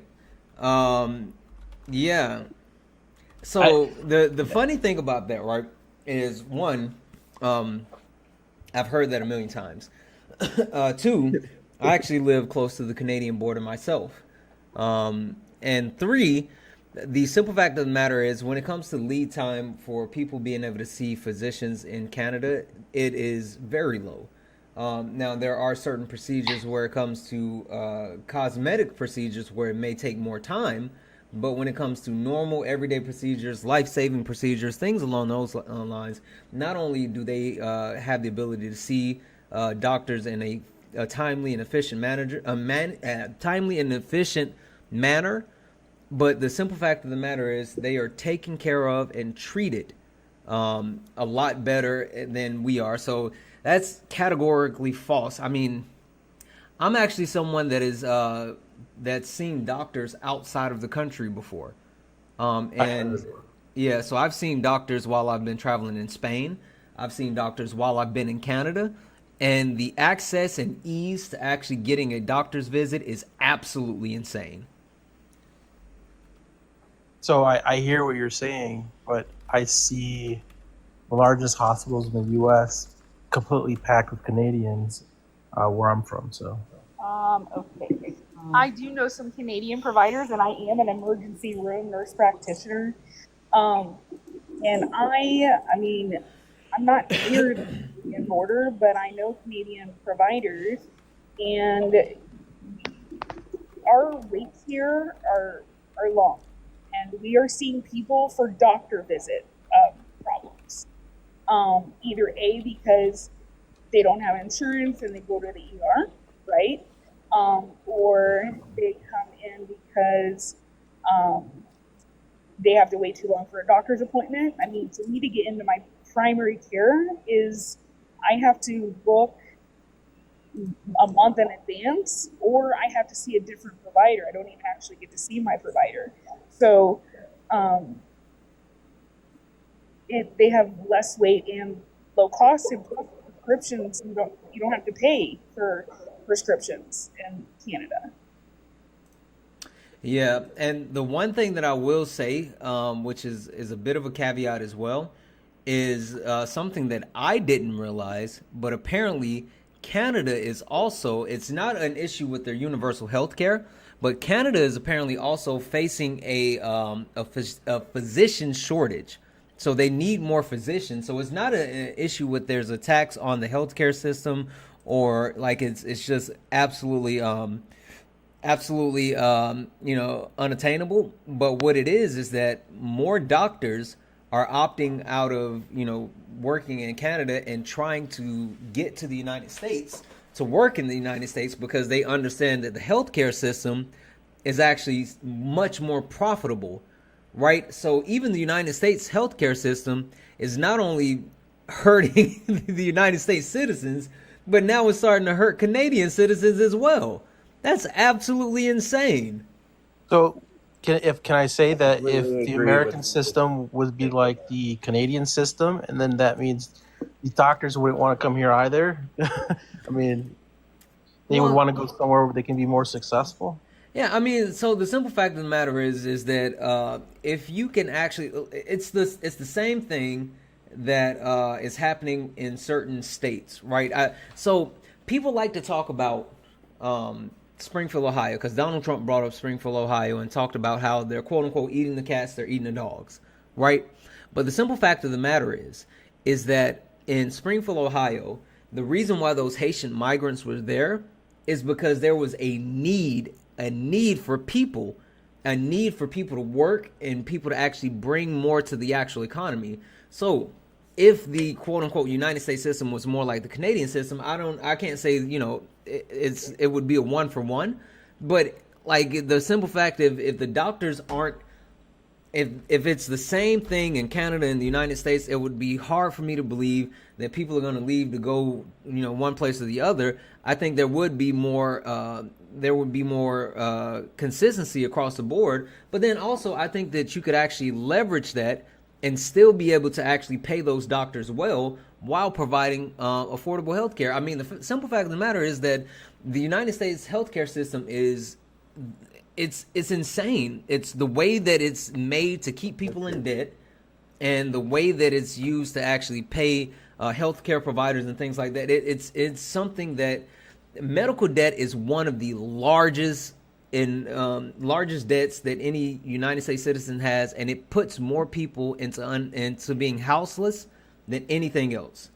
But give me a second. Let me read this off, and then we're going to move it around the panel just a little bit. Guys, Debbie's in the chat for Jody.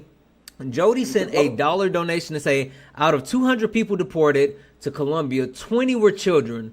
None of them were quote-unquote criminals. Also, today, the White House press secretary said that the administration is considering any immigrants are quote-unquote illegal as a criminal.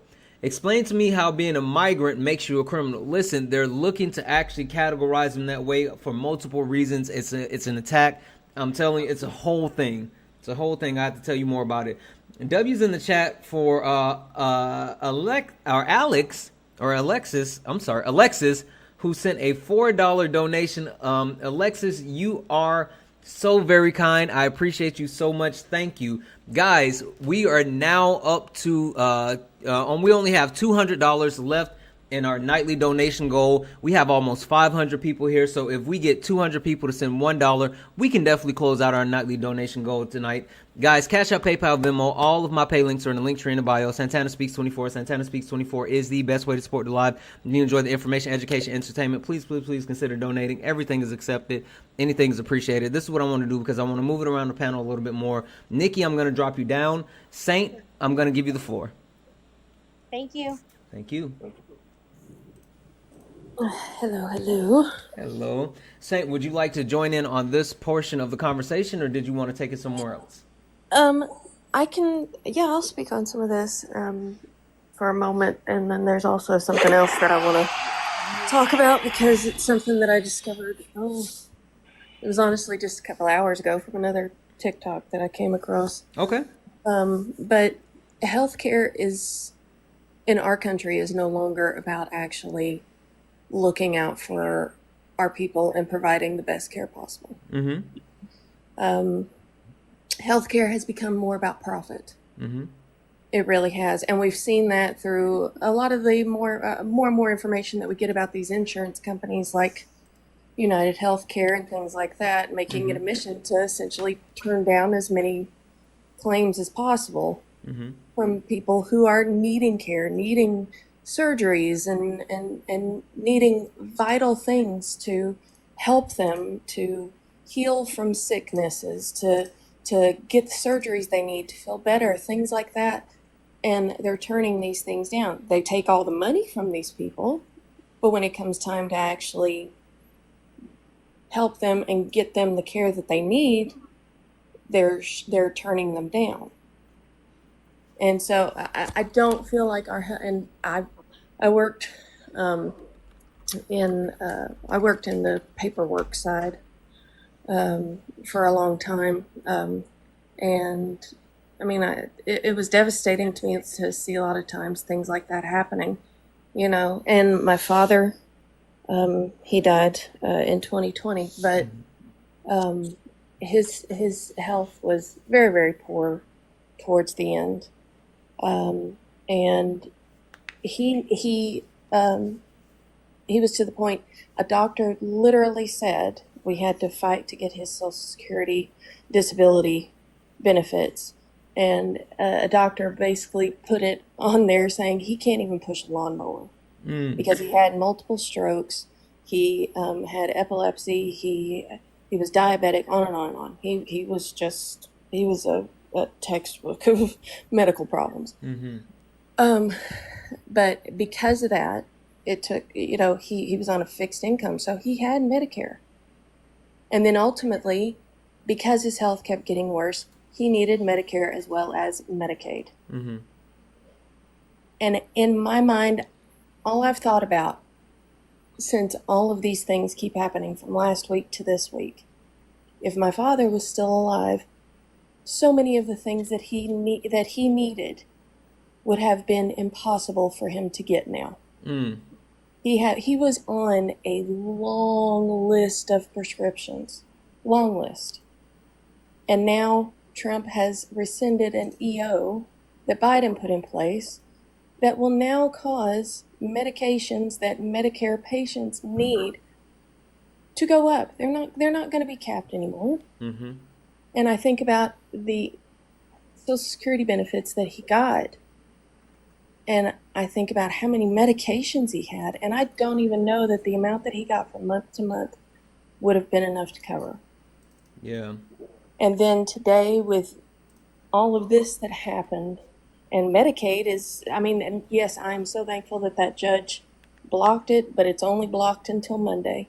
What happens then? You know, and I think about that, and it's really disheartening, especially when I see people who supported him and they're gung ho and they're saying that they're all okay for it, and I'm like, do you realize the millions of people that this is affecting in so many ways? Yeah. Yeah. No. And I'm sorry. Go ahead.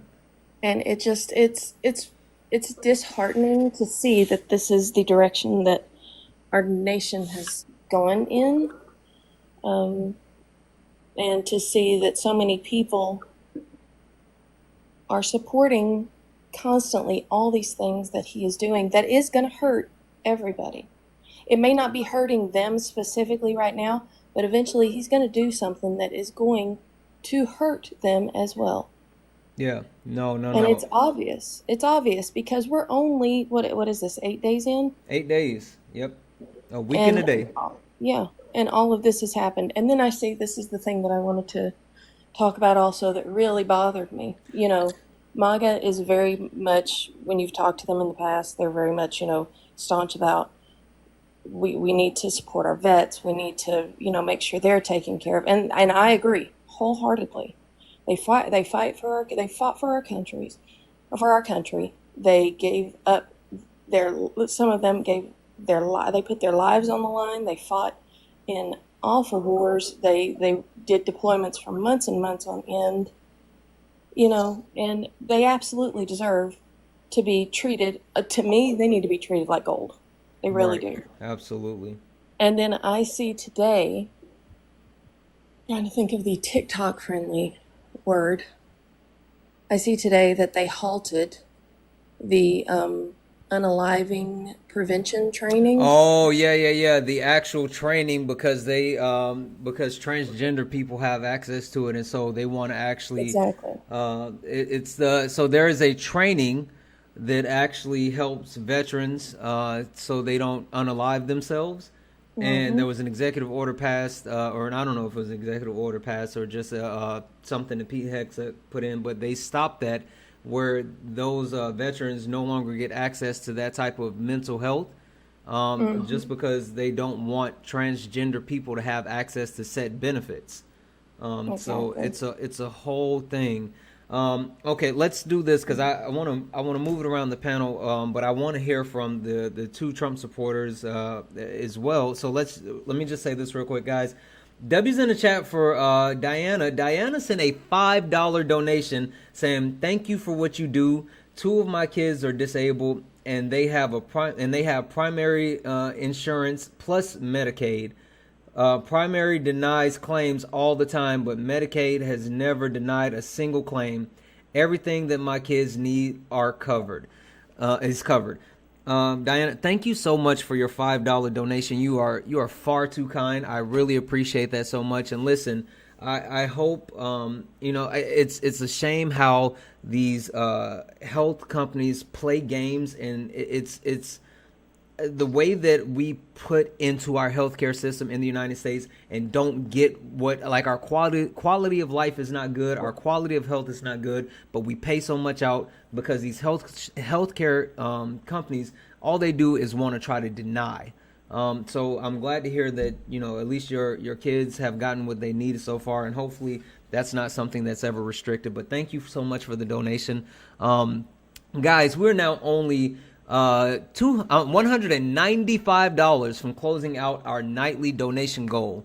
Only $195. There's almost 500 people here, so 195 people send $1. We can close it out. Cash App, PayPal, Venmo. All of my pay links are in the link tree in the bio. Santana Speaks 24. Santana Speaks 24 is the best way to support the live. If you enjoy the information, education, entertainment, please, please, please consider donating. Everything is accepted. Anything is appreciated. I want to hear from Major, and then I want to hear from Jay Will. Major and Jay Will, what do you think about what Saint just said?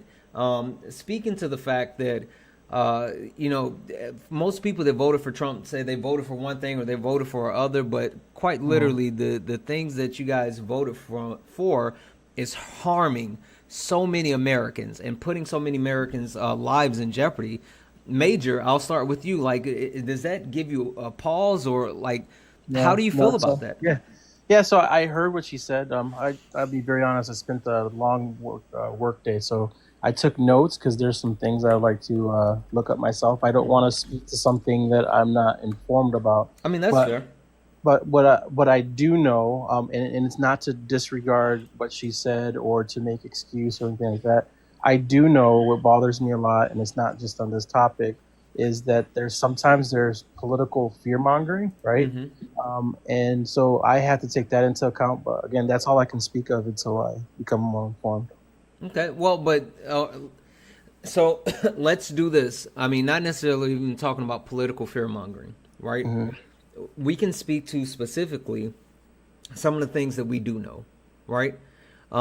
We can speak to the fact that the Trump administration has halted federal funding domestically and internationally, right? The Trump Yes. administration has told multiple government employees that you're going to be laid off. Mm-hmm. And there is a case where they're trying to somewhat buy employees out, but other employees they're actually just laying off. The Trump administration is also trying to ban transgender people, and part of that actual ban, transgender people in the military, and part of that ban is those active people that are in the military will no longer have access to their VA benefits, even though they are a veteran.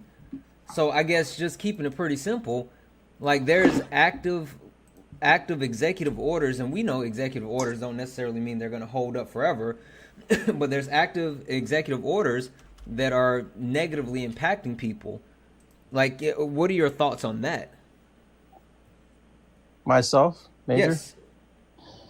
All right. So when it comes to the trans, for example, Transgender people. yeah, I personally, am not. I don't take a side. To be honest with you, like it's like none of my business. I do know that Trump ran on it, as whether it's rhetoric or not, he ran on it. And so he's fulfilling his promise. But my foot's not in this game when it comes to that, to be honest. I know that you would like for me to say pick a side, but some people see it as the way they see it, and I'm just watching them battle it out. I know that sounds non-compassionate, but I don't have no skin in that game. Okay. All right. Jay Will, what about you? What are your thoughts knowing that, you might have voted for one thing or the other, but the Trump administration is doing things that's harmful to other people? All right. Thank you for giving me the opportunity to talk here again. And again, I apologize for my phone dying. No, you're good. And listening in on this conversation, I just want to take a few minutes here and try to tie all these conversations together because in some way they're all related. So we've had talks about the Canadian healthcare system, the American healthcare system, regulations. So my opinion, and I'm not somebody that is vastly involved in politics, trying to tie all these things together. And this is why I'm a Trump supporter. We have a major healthcare problem in this country, and obviously as well as in Canada. We have two different systems. They, in Canada, from my understanding, have the system where it's universal healthcare. And here we have the system where it's all privately. Neither one of them are good systems. And that is why the Canadian doctors are coming to the U.S. and etc. I do, even though I work in healthcare, I'm going to tell you right now, I do not like our healthcare system, and all they do is push medications. Here is another reason I kind of support Trump. Kennedy, I believe he has the right views on healthcare, trying to get away from the Western style of treating healthcare, where we just prescribe a pill for something that's on a piece of paper. And this is coming from personal experiences. I've gone through some stuff. I find it's easier in our healthcare system if you seek out somebody that's willing to listen rather than somebody that's involved in a major corporation that has to listen to the people above, because the people above know how to manipulate and get paid for their services. It's a big game in healthcare because there's regulations, and here's where I'm coming to try to tie that back into it. Okay. There's so many regulations out there that dictate payment from our government that is a back and forth game.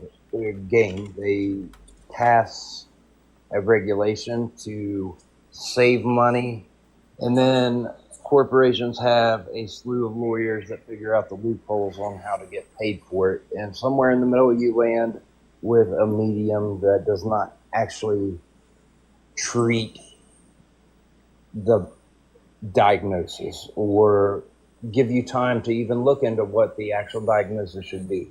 There is just an assumption made, and everybody goes on that.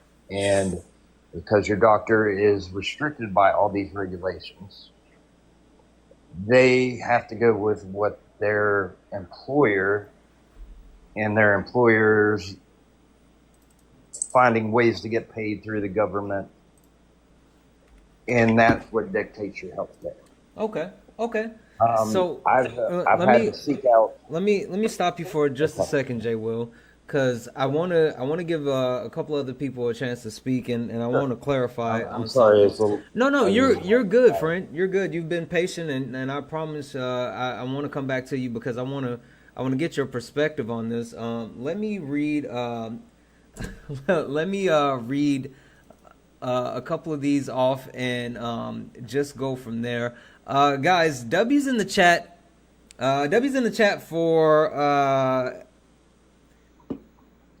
Hilda. Hilda sent a $10 donation. Thank you so much for that $10 donation, Hilda. You are absolutely too kind. Thank you so much. W's in the chat for Kara. Kara sent a $5 donation saying, thank you for all that you do, Kara. You are amazing. Thank you so much. I appreciate you. W's in the chat for Dupree. Dupree sent a $1 donation to say, Santana, it's so sad that these Trump supporters what, Dupree? You stop right there. W's in the chat for Yoslin. Yoslin sent a $1 donation saying, I warned people about Trump a long time ago. Listen, you and me both. And W's in the chat for Sophia. Sophia sent a $3.33 donation saying, I love your style of debate. It feels so welcoming and productive. I've been watching everything unfold for the last week from Canada, and I'm horrified for American neighbors.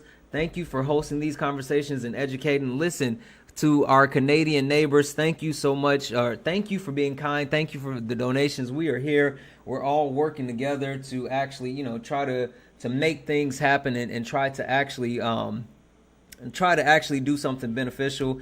I do agree that this overall conversation is so important, and I appreciate everyone that we have on the panel that's willing to actually join. And also, guys, massive, insane amount of W's in the chat for Nikki. Nikki just sent a $50 donation to add to the nightly donation goal. Nikki said, thank you for allowing me on your panel. It was an honor. Nikki, you were absolutely amazing. You came through with so much fact, and you helped actually push this conversation forward. Thank you for that, Nikki. Guys, that means now we are only $126 away from closing out our nightly donation goal. Cash App, PayPal, Venmo. All of my pay links are in the link tree in the bio. Santana Speaks 24. Santana Speaks 24 is the best way to support the live. If you enjoy the information, education, entertainment, please, please, please consider donating. I know we can knock it out. We got 521 people watching. We only need 126 people to send $1, and we can close that out. Ty, I want to come to you because you haven't had a chance to speak, and then I'm gonna go to Danny after Ty. But Ty, what do you think about what Jay Will said? Because it seems like for Jay Will, it's more so about the healthcare system, and I guess even having the portion of the conversation with Major as well. And I'm gonna just throw it out there. It seems like they couldn't connect with the interpersonal aspect of other people being harmed in other ways. It was more so just focused on the things that they are focused on. What are your thoughts?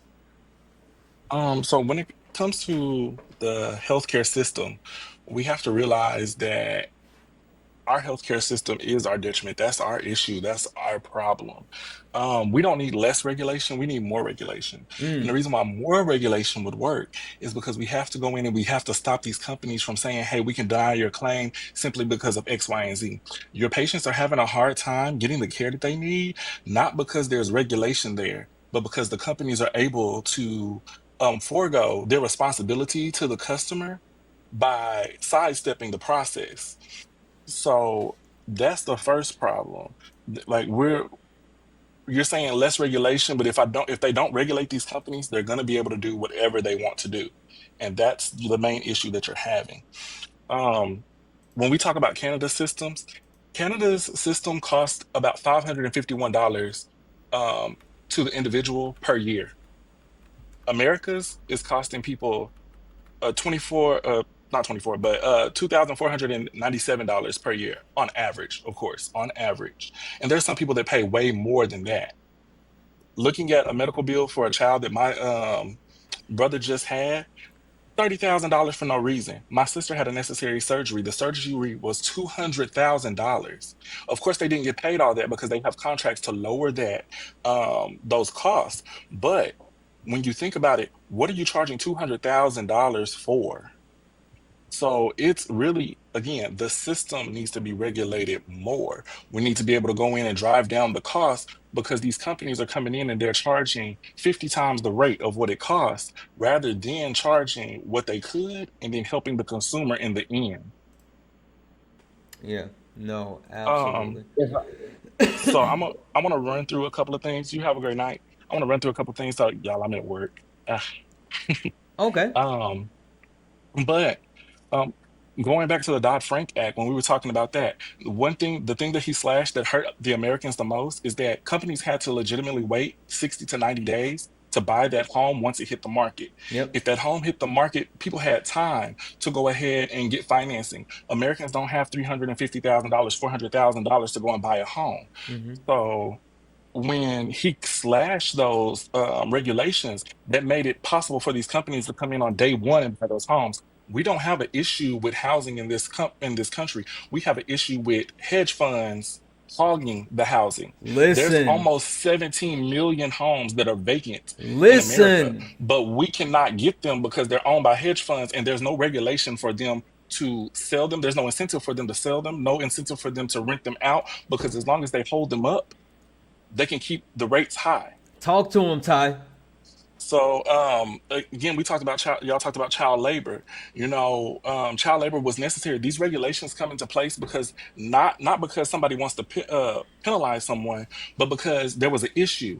Again, child labor laws were set up in 1916 and started because children were getting hurt on the job. These children weren't even living the beginning of their lives, and they're missing a hand, missing a foot, missing a leg, or dying on the job. Mm-hmm. These things were put in place for reasons. And I think that's what we're missing. Another thing about schooling, we talked about schooling earlier, and we're getting back to the system where they want to go into like using vouchers.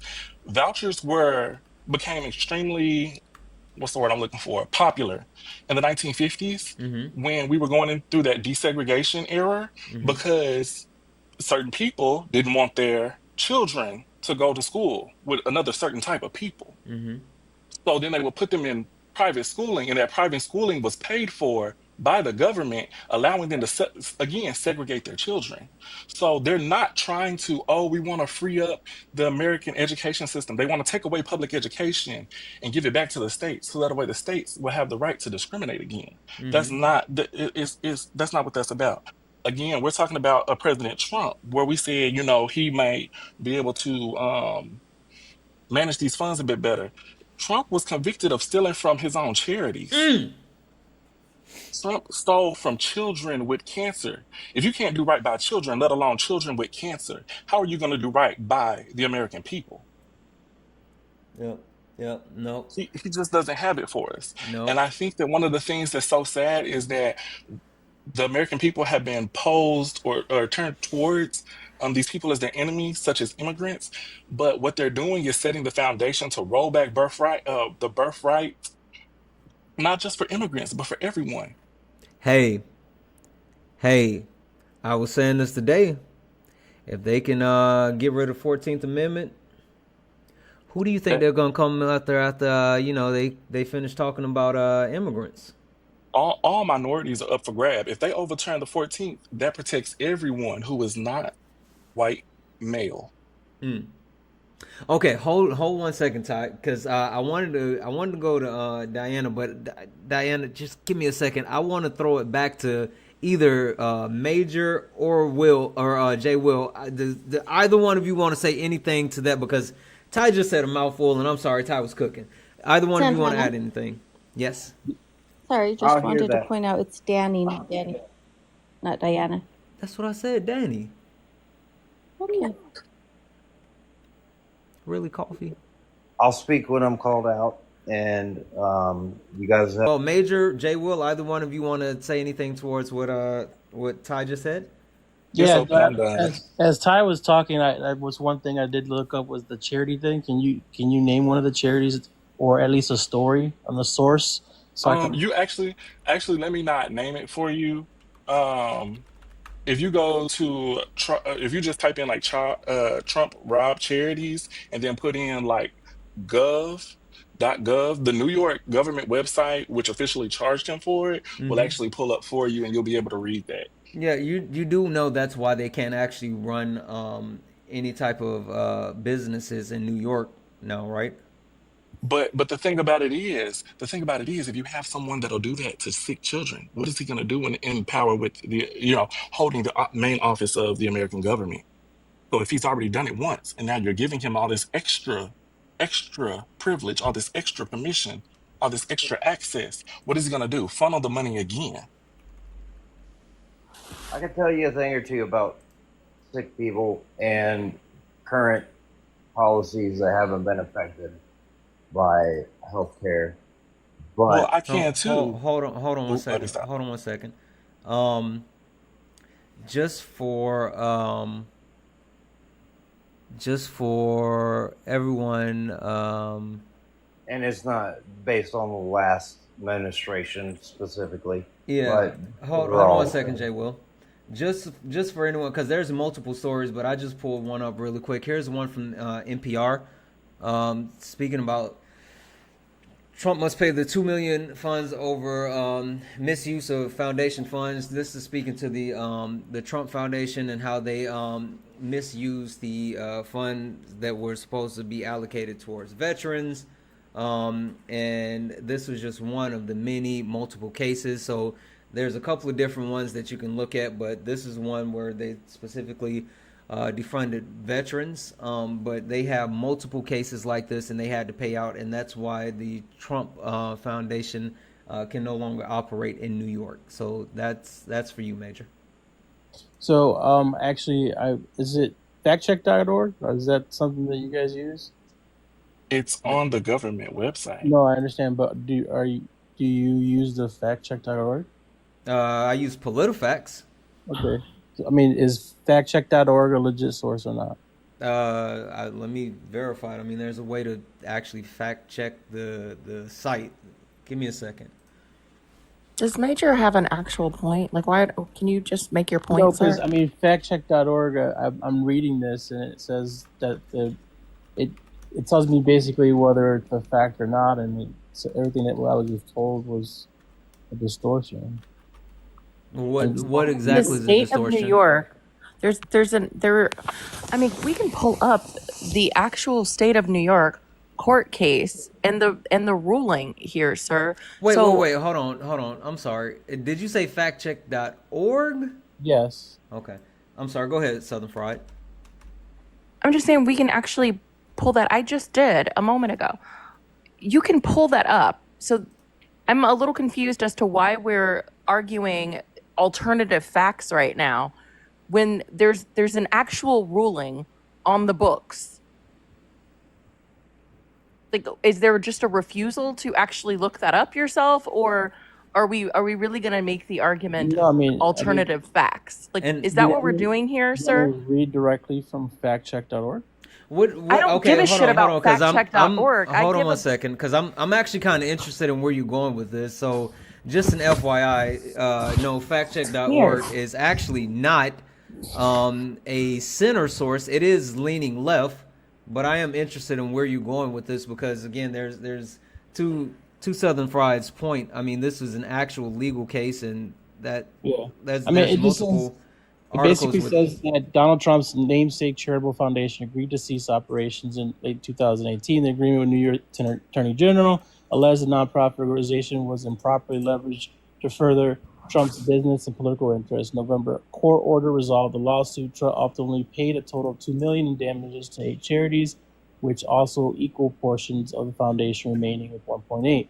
But it's not the case of a claim that Trump's family was disallowing from operating any charity in New York because they stole from cancer charity. That distorts the facts on a number of fronts, including the conflicting two separate matters. And then it goes on explaining that. So, I mean, yes and no, right? It's not. This is the truth, the whole truth. I don't You guys, I don't know where you're reading that. What website are you on? factcheck.org. Okay, well, let me tell you what the government website says. What the government website of New York said was that he did it and that him and his children had to take classes on how to handle the money because they were not handling it well. They were spending it on champagne, giving it to their donor, or giving it to their friends, and helping funnel money. So, regardless of how you look at it, the money was not handled properly, and now he's the president. All right, I'm gonna try to interject here for just half a second about all these fact checking comments that are coming in. So I'm not a person that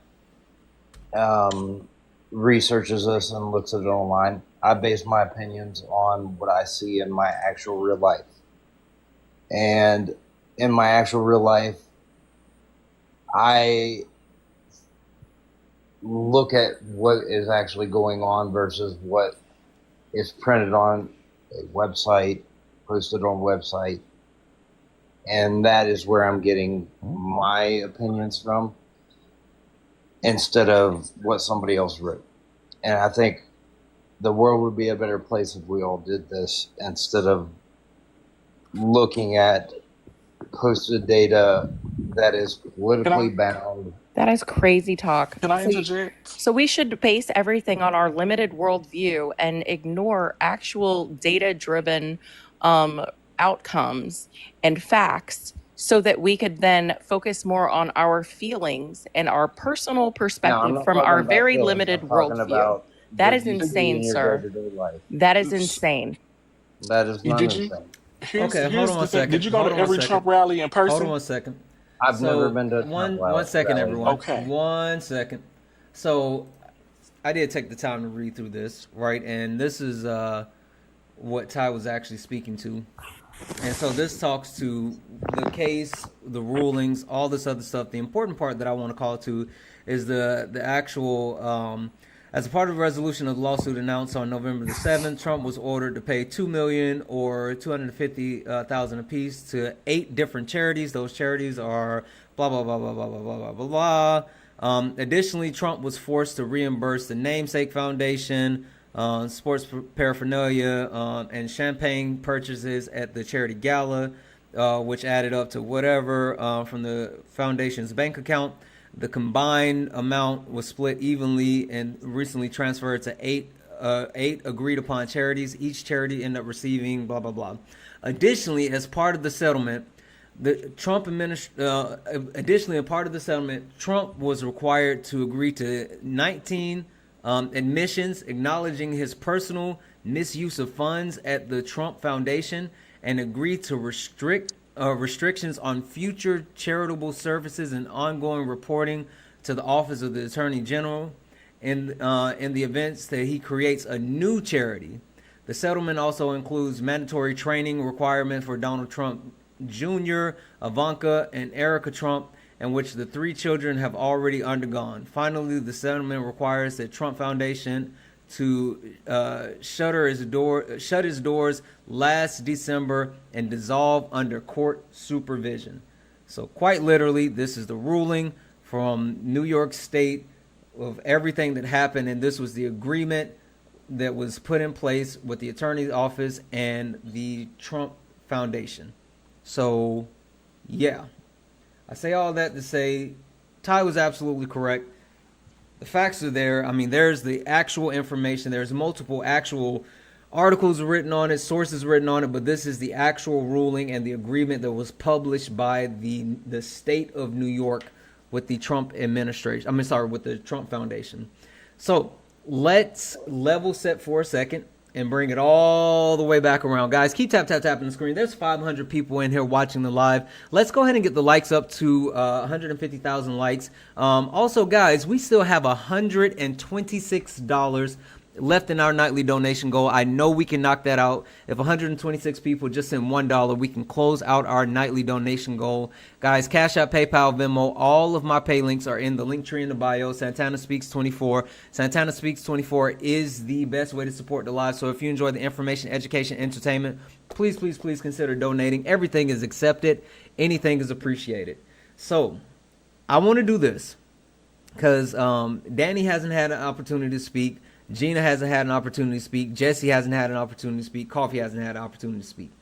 I want to open up the floor. Let's go with Danny first, and then Gina, and then Jesse. But I want to just go ahead and just, let us have somewhat of a round robin, and we'll just have open conversation. But I want to make sure that the people who haven't had an opportunity to actually speak gets an opportunity to speak.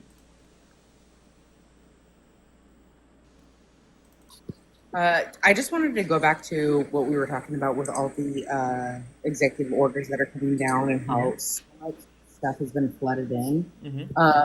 We all know that's a tactic, right? Absolutely. Like, it's an absolute tactic so that there's so much information flooded in, and that was just what I was thinking about from the previous conversation. But I think a lot of people are going to tap out. It's going to make people tired, and I think we have to reiterate, you cannot get fired. We have to recognize what it is and stay very vigilant. That was the thing before that I was thinking. Yeah, no, listen, it's something that I spoke to earlier, and it's like flooding the zone. It's a tactic where it's shock and awe, and they're doing so many things at one time to actually distract and actually throw everyone off where you can't really keep up with anything, and it's absolutely a lot. You're 100% right. Guys, W's in the chat for Fatty Lovely one who sent the $1 donation. That's so kind. Thank you for actually sending that $1 donation. You are so appreciated. Thank you. Gina, what did you want to say?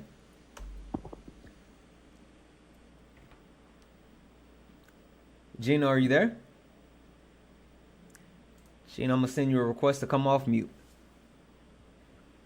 There we go. Hey, Gina. Can you hear me now? Yes. Hi, Santana. Hi, Hello. Pam.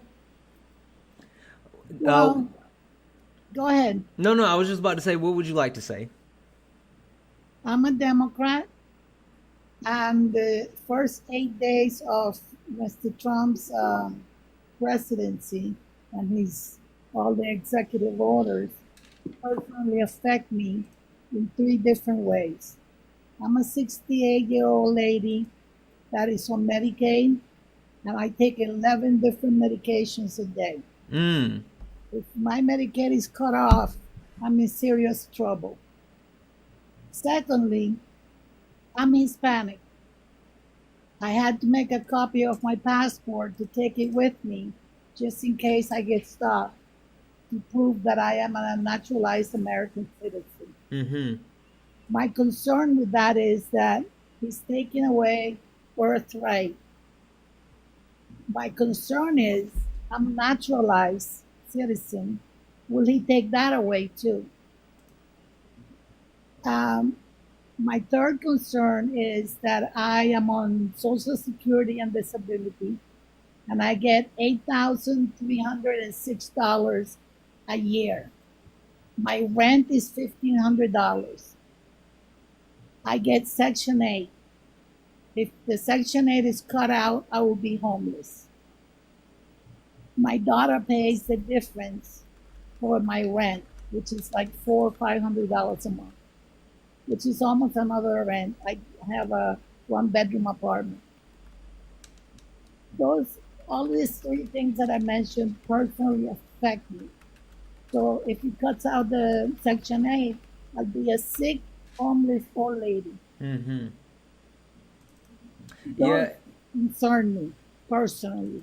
Yeah, no, listen, and I completely agree, and I think that's the crazy thing about all of this, right? Is that they're doing so many different things at one time that's going to affect so many people. It's not like, oh, they're just taking one thing away here or they're taking one thing away here. They're taking away so many things that actually work together, and it's absolutely insane. I'm just really like it's a complete attack on the way of not only American life, but just making sure that we're able to live from day to day. Jesse, what did you want to add? One more thing, Santana. Oh, sure. Go ahead, Gina. I am not shocked. I'm anxious because I keep thinking about what Elon Musk said, that the first few months were going to be difficult. Yep. And that we will all be affected. Yep. And he's doing it. He's doing what he promised he was going to do.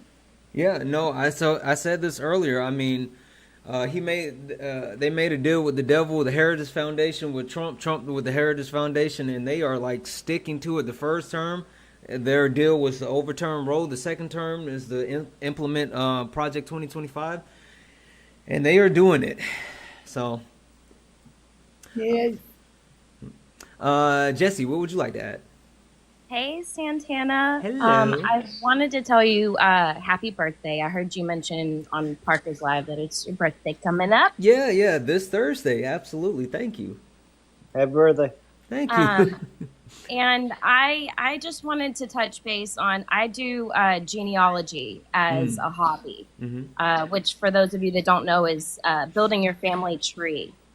And I personally have been working on trees for 10 years. I've done my own tree. I've worked on other people's trees, and I've learned how increasingly more difficult it has been to legally migrate to this country. I've found, the earliest ancestors that I have that came here a year before the Mayflower. So that's 12 generations back. But I'm also French, I'm Cajun, and a lot of my ancestors were deported from Canada in mass numbers. It was a mass deportation, and people died. Their businesses, their homes, their land was all destroyed. And so I see the impact historically as a negative thing. But also I've been able to realize how important immigrants are to this country and how, they are a net positive to this country. Our birth rate is in decline. They make up for it. They help out with our workforce. There's so many positives that outweigh the negatives. Immigrants are 2 times less likely to commit crimes than US citizens. So I just don't really, I know that there's a lot of fear mongering that has convinced people that they're evil and that we need to get rid of them, but it's just ridiculous. It has no merit whatsoever. And everybody needs to realize that, you know, when we do this mass deportation, if you had a problem with inflation before, you're in for a rude awakening because our agriculture is about to skyrocket. There's just so many problems that I just don't see why you can hate on a population so much that you don't think that they deserve to be here when I'm not 100% Native American and I have no Native American in my blood. I don't belong to be here. I don't deserve to be here any more than anybody else. Yeah. Yeah. So that's my issue primarily. Yeah, absolutely. Listen, it's interesting, and more than that, the thing that I always come back to is the fact that America is supposed to be the land of opportunity, right? Where people come here and they look to actually make a better life for themselves. And the simple fact of the matter is, when we're now becoming a place where not only do people not want to come to, but we're turning people away. This has never been the quote unquote premise of the United States of America. Now, we do know that, with that being said, the United States of America has a ton of flaws, but at least the idea was always supposed to be the place that you can come and try to make a better life and move forward. So that's absolutely insane.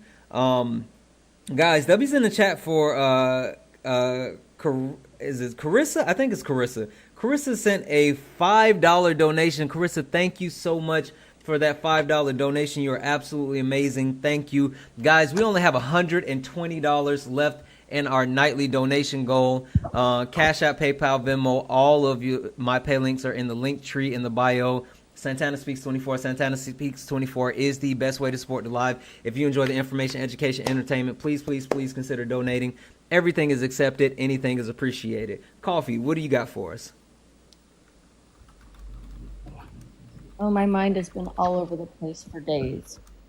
And they want us like that on purpose. Mm-hmm. As I look at every issue, they all seem to be tied together in one way or another. Mm-hmm. Everything from the prior term deregulations that have affected our lives and our rights, to current day deregulations and regulations and policies they're wanting us to pass.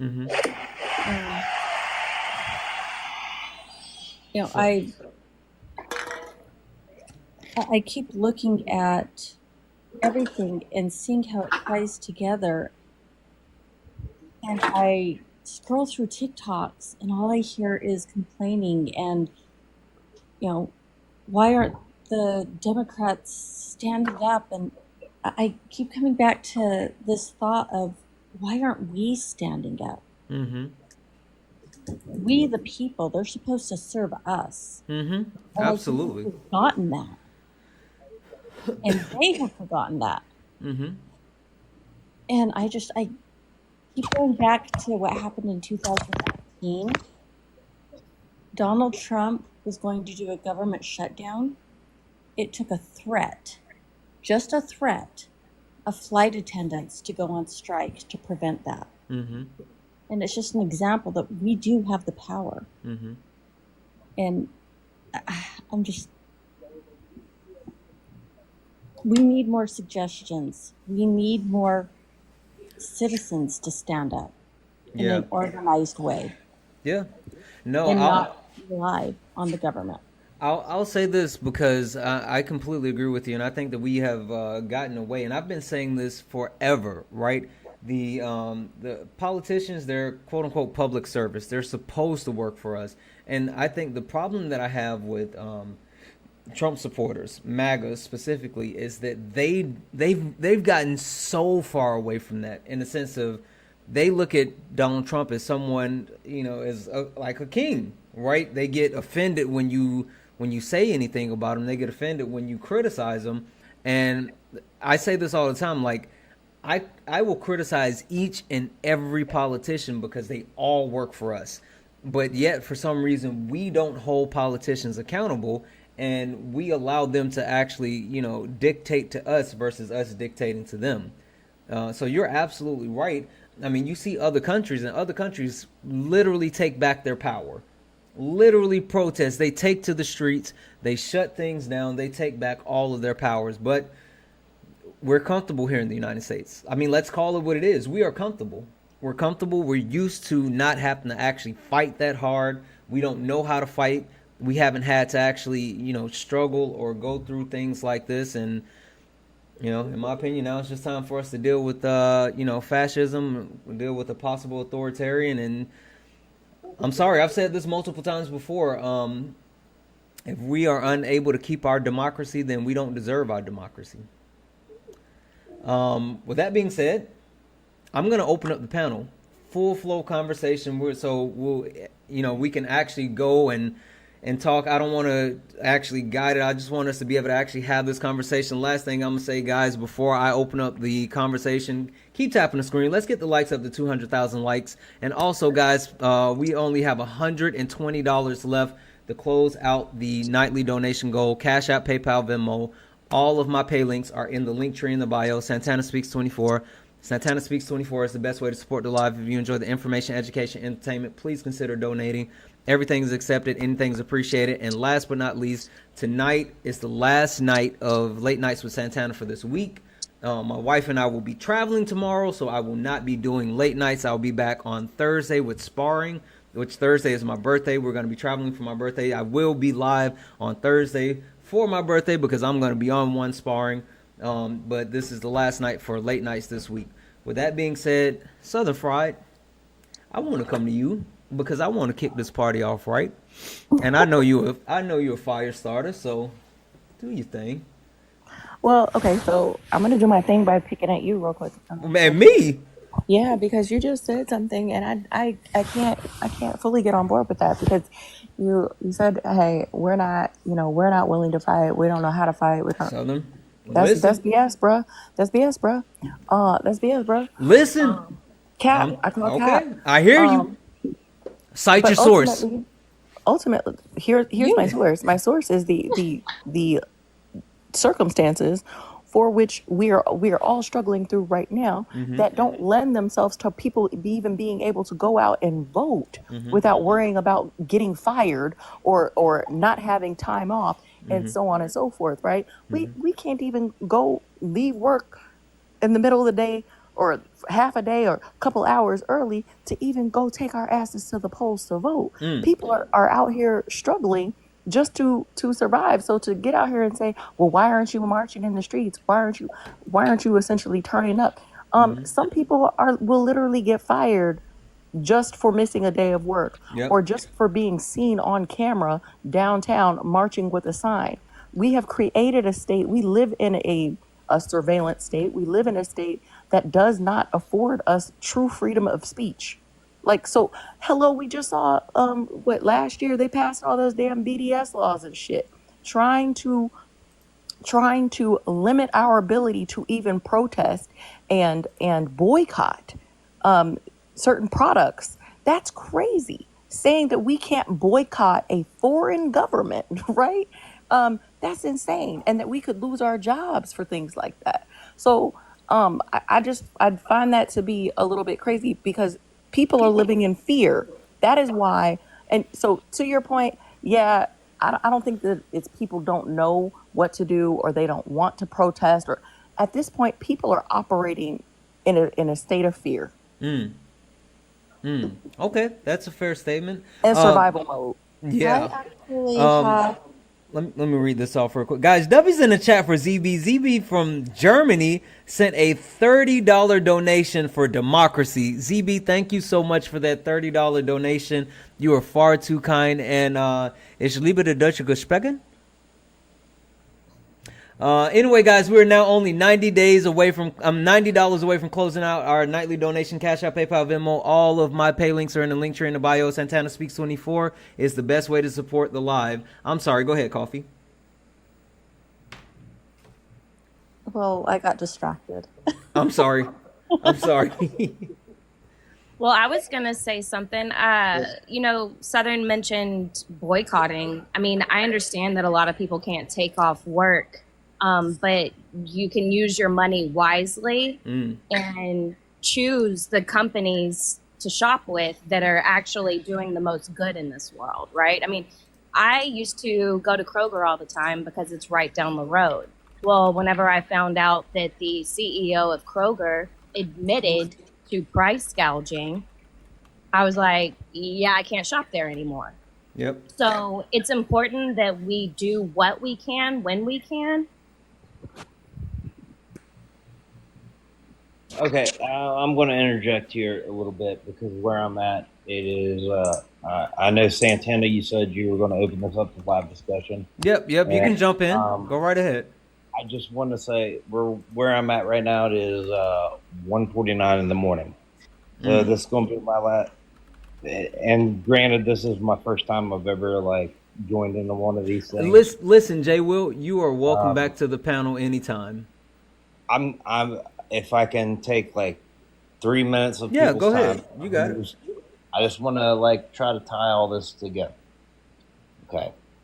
And then I'm probably getting off here because I got to work tomorrow morning.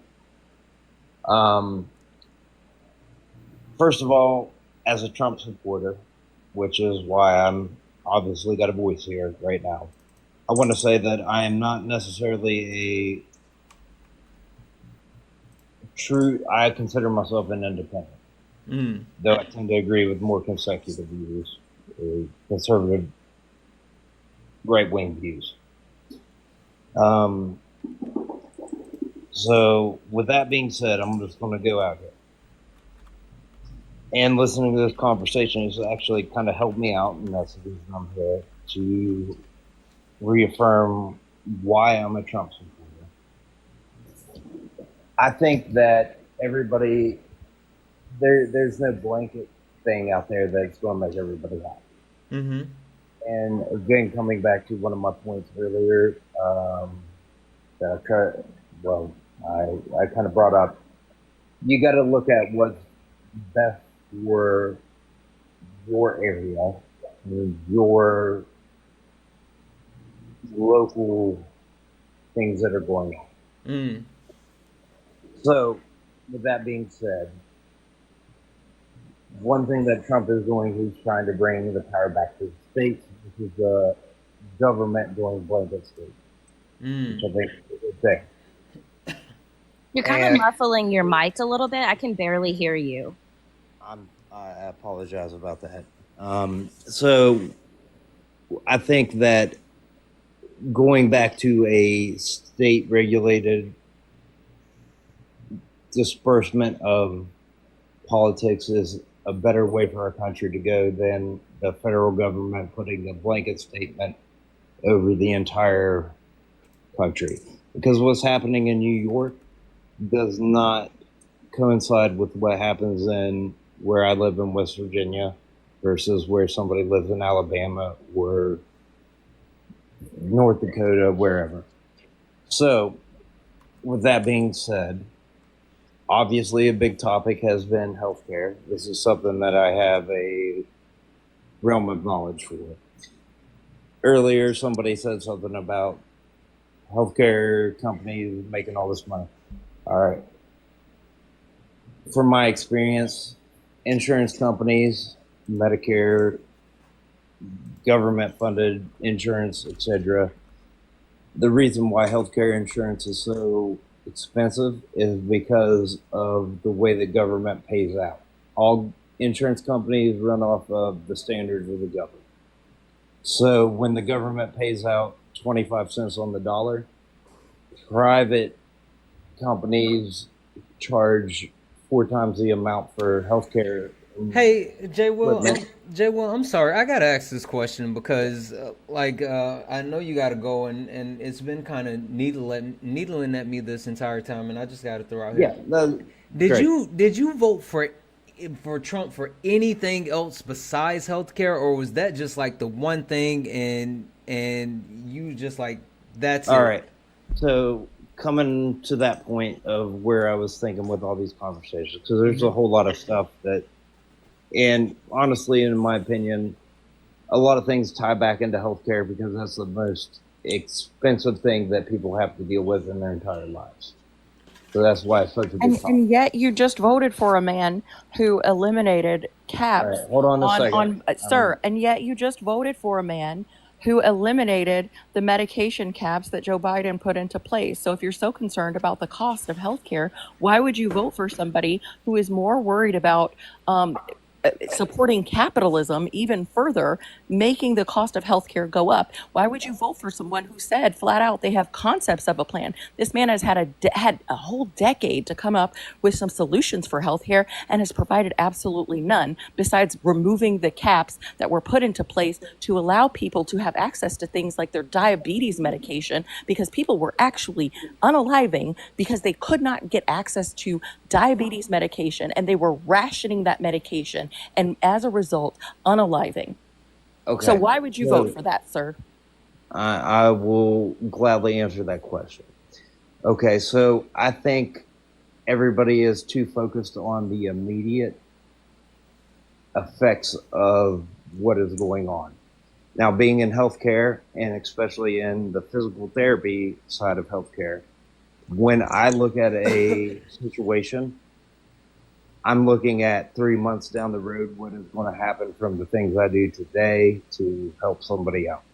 Sir, I've been in healthcare So, since 2007, so come with something better than I work in physical therapy. Do well, if something you would do, let me finish do my something better. conversation, I'm getting to that point. So you've got to look at how things now affect the future and not the immediate effects of it. There's a lot of things, especially in healthcare, because everything is tied together. Now, Donald Trump's administration is tending towards the one bill, one action, which I believe was where not healthcare, but just in general, I think that's where we need to go as far as politics go in this Yeah, well, country. you don't understand what you're Because saying right now. when you tie 50,000 things into one bill to get somebody to vote on it, it doesn't work because things are hidden. You're not talking about healthcare, though. You're literally talking around this, and it's getting to be really annoying. I'm not You've talking just around yes, anything. you are. You Yes, you asked are. me what I You think. voted for a man who wants to And cut I'm not Medicare, interrupting who you. wants to cut Medicare and cut Medicaid. You voted for a man who's eliminating protections for disabled people. What You are you didn't vote talking about? You're Medicare so and concerned Medicaid. about healthcare, but you have not stated in any way how this administration, this man has demonstrated any proficiency in executing on a healthcare plan that is going to lower the cost for the American people and drive better healthcare outcomes for us. So I need you to get to that. Get to that, and expeditiously, please. That mean real fast. You're muted. Did somebody mute him? I'm sure he doesn't know how to unmute himself, because I'm sending you a request to unmute. There we go, Jay Will. I'm sending you a request to unmute. Go ahead and click that request.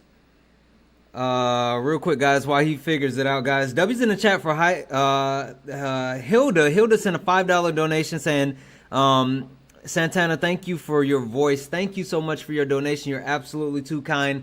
Thank you for the $5 donation. Guys, we only have $85 to close out our nightly donation goal. I know we can do it. Cash App, PayPal, Venmo. All of my pay links are in the link tree in the bio. Santana Speaks 24. Santana Speaks 24. Best way to support the live. If you enjoy the information, education, entertainment, please consider donating. Everything is accepted. Anything is appreciated. Hey, Jay Will, you have to come back and look at me. I'll walk you through it. Come back. If you can't see me, we can't hear you. Come back to the app. If somebody mute him, I know for a fact that he doesn't know how to unmute himself. This is his first time on the live. He has no idea how to unmute himself. Oh, and then he left. He's a runner. I, He's a I just want tester. to ask. He might If come he's back. still here, He genuinely, I know for a fact he genuinely did not know how to unmute himself. Maybe he'll So I come just back. want to ask a quick question. Go ahead.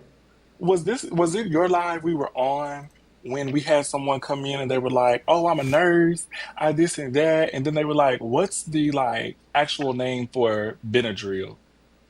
Like, or they said the name for Benadryl, the actual name for it, and she was like going around it, couldn't really get there. Was that your live? No. I did Okay. have a guy who came up and said that he was a science teacher, and I asked him what's the powerhouse of a cell, and then he got mad and crashed out. Said that he's not, a scientist, and I'm like, well, that's fourth grade science, so there was that. That's exactly what this moment was giving. Like you're asking simple explanation and you can't give reason. Just give me the reason. Yeah, and I got here kind of late, so I heard that he was in the medical field, but I didn't realize he was a physical therapist. So I was like, oh, okay. Yeah. Hey, Santana, I'd like to say something. Yeah, absolutely. Go I ahead. would like to wish you a happy birthday. Oh, thank you. Hope you enjoy your trip with your wife. Thank And you. don't crash out too much when you call into your program. Oh, listen, Gina, you know how I do in sparring. I my mom gets upset with me because she's like, "Well, why can't you just do it like the other one?" Because I like the other one. I said, "Well, it's two different shows. It's different." I watch all of them. Yeah. I sit there and I watch and I laugh and you get so aggressive and they get back at you and it's so much fun. Yeah. It keeps my nights busy. That makes me happy. Thank you. Enjoy your vacation. Thank you. Good night, guys. Have a good night, Gina. Thank you. You too. Good night, Gina. All right, guys, it is officially T-shirt time. Well, we got a minute left on the clock. Let's pass it around the panel.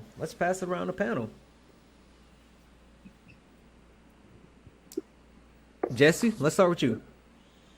Well, I thought it was interesting whenever, and I've heard this multiple times by people from MAGA, that they'll say, not focused on the long-term effect. You're only focused on right now.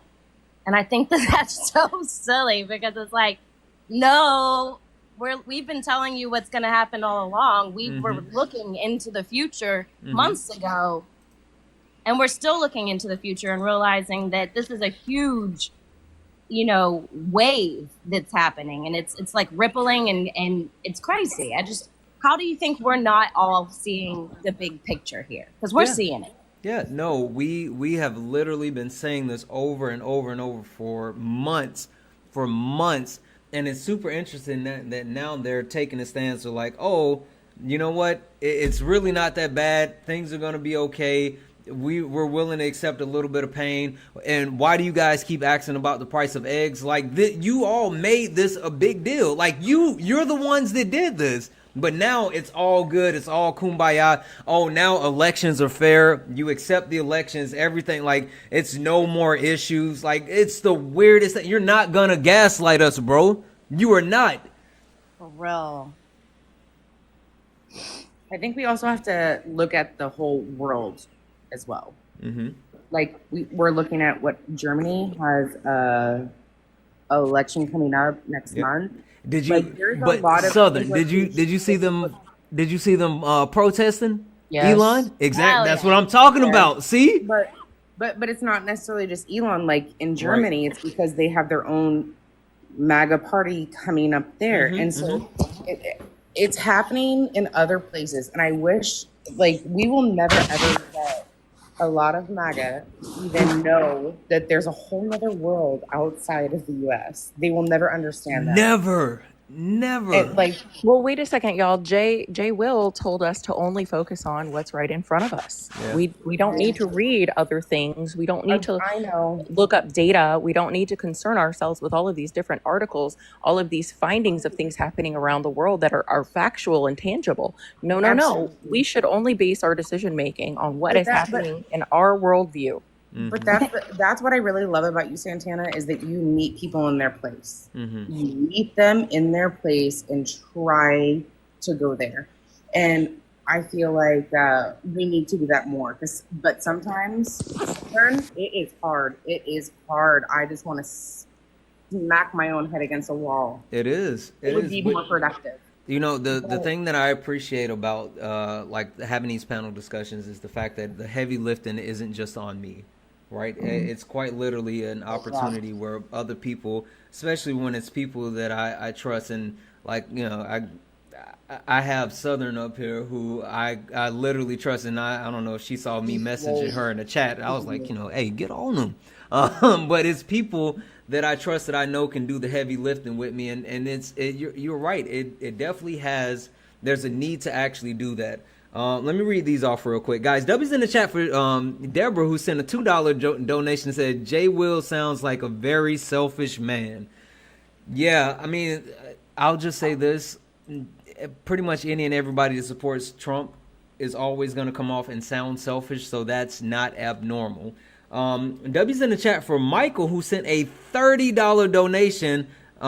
Said MAGAs are the true enemy of democracy. You're absolutely right. They don't want democracy. They want a king. It's weird. Thank you so much for the $30 donation. And W's in the chat for Kayla, who sent a $1 donation to say, you're so poised and deserve all the good things. Listen, the good things is just having you guys here and actually enjoying this space and, tapping the screen and just enjoying in the conversation. So thank you so much for that donation. You're absolutely, absolutely amazing, guys. We're $52 away from closing out the nightly donation goal. Cash App, PayPal, Venmo, Santana Speaks 24. Everything is accepted. Anything's appreciated. All right, guys. Final thoughts. Coffee? I never liked Trump. Really? I'm shocked. When he first came off that escalator, said those hateful, bigoted comments, the very first speech, I knew he was dangerous. And I was absolutely floored that he won the first time. And we'll be paying for his first term for years. I'm terrified of what the second term is bringing. Absolutely. I mean, Santana, you know my story a little. I had to move from Utah to South Carolina because of his deregulations. I couldn't afford a house. Right. And now I am in a medical desert. I tried to get a doctor's appointment. It's a 4-month wait just for a checkup. Listen, I am from South Carolina, and I know. This is ridiculous. Anyway, no, I appreciate you all. Thank you for everything, and happy birthday. Thank you. All right, Coffee, you have a wonderful evening. Ty, you came through and dropped nukes. What do you want to say as your final words? Honestly, at where I'm at in this whole new era where we're in, and it's not really a new era, it's the same old, is that being quiet and being meek doesn't get you where you need to be. You have to be able to tell that truth. Listen. And sometimes we want to spare people's feelings and we want to spare, but really sparing them their feelings is going to get us the short end of the stick. Unfortunately, for me, one of my siblings voted for Trump and doesn't really see the damage that it could cause not only to him but to his 2 children. I don't have children, but I have nieces and nephews. Wait. What was his reason? God. Oh, I thought you was gonna say a stimmy. I was about to say, come on, bruh. God. And that's another thing. Like I don't get me wrong. I love Christians that show themselves approved through their way of studying. But a lot of times we use the God to condemn others where people will use the God to condemn others where they will use them for themselves to only let themselves give themselves a reprieve from what they've done or what they do themselves. It's compassion for me and whips and pains for others. But I say that because we have to realize that even some of the spaces that we thought we were safe in, Mm-hmm. that may not be the case. We have to show up and we have to say what needs to be said so that way we can realize who's in front of us. And I had to, have that discussion with my brother and tell him, you'll never have a safe space with me because I don't have a safe space with you. That part.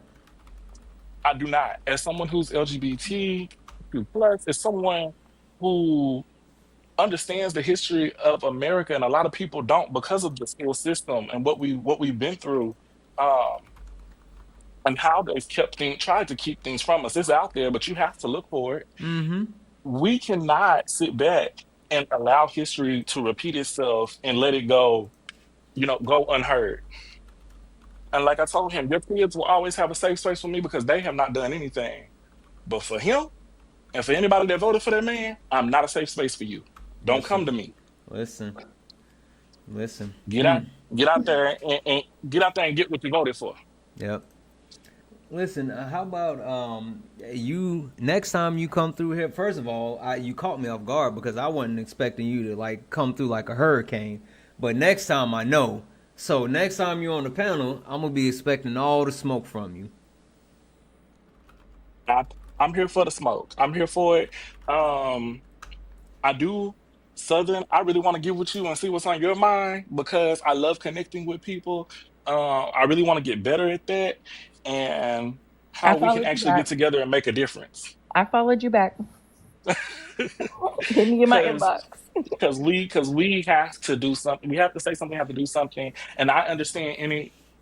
Believe me when I say I understand any Black woman that does not want to do this fight because Mm. Black women always hold us down. I Mm. tell everyone that I see, I said the reason why I'm voting for Kamala, I voted for Kamala. Kamala is because you're right, Kamala, you're right, and I messed that up, and I don't be intending to. No worries.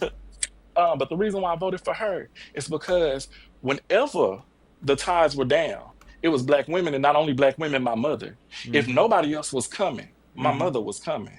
Mm-hmm. Absolutely. Absolutely. So therefore, I know there's a safe space with them. We're gonna have they need to have their rest. We need Yep. to do this. Yep.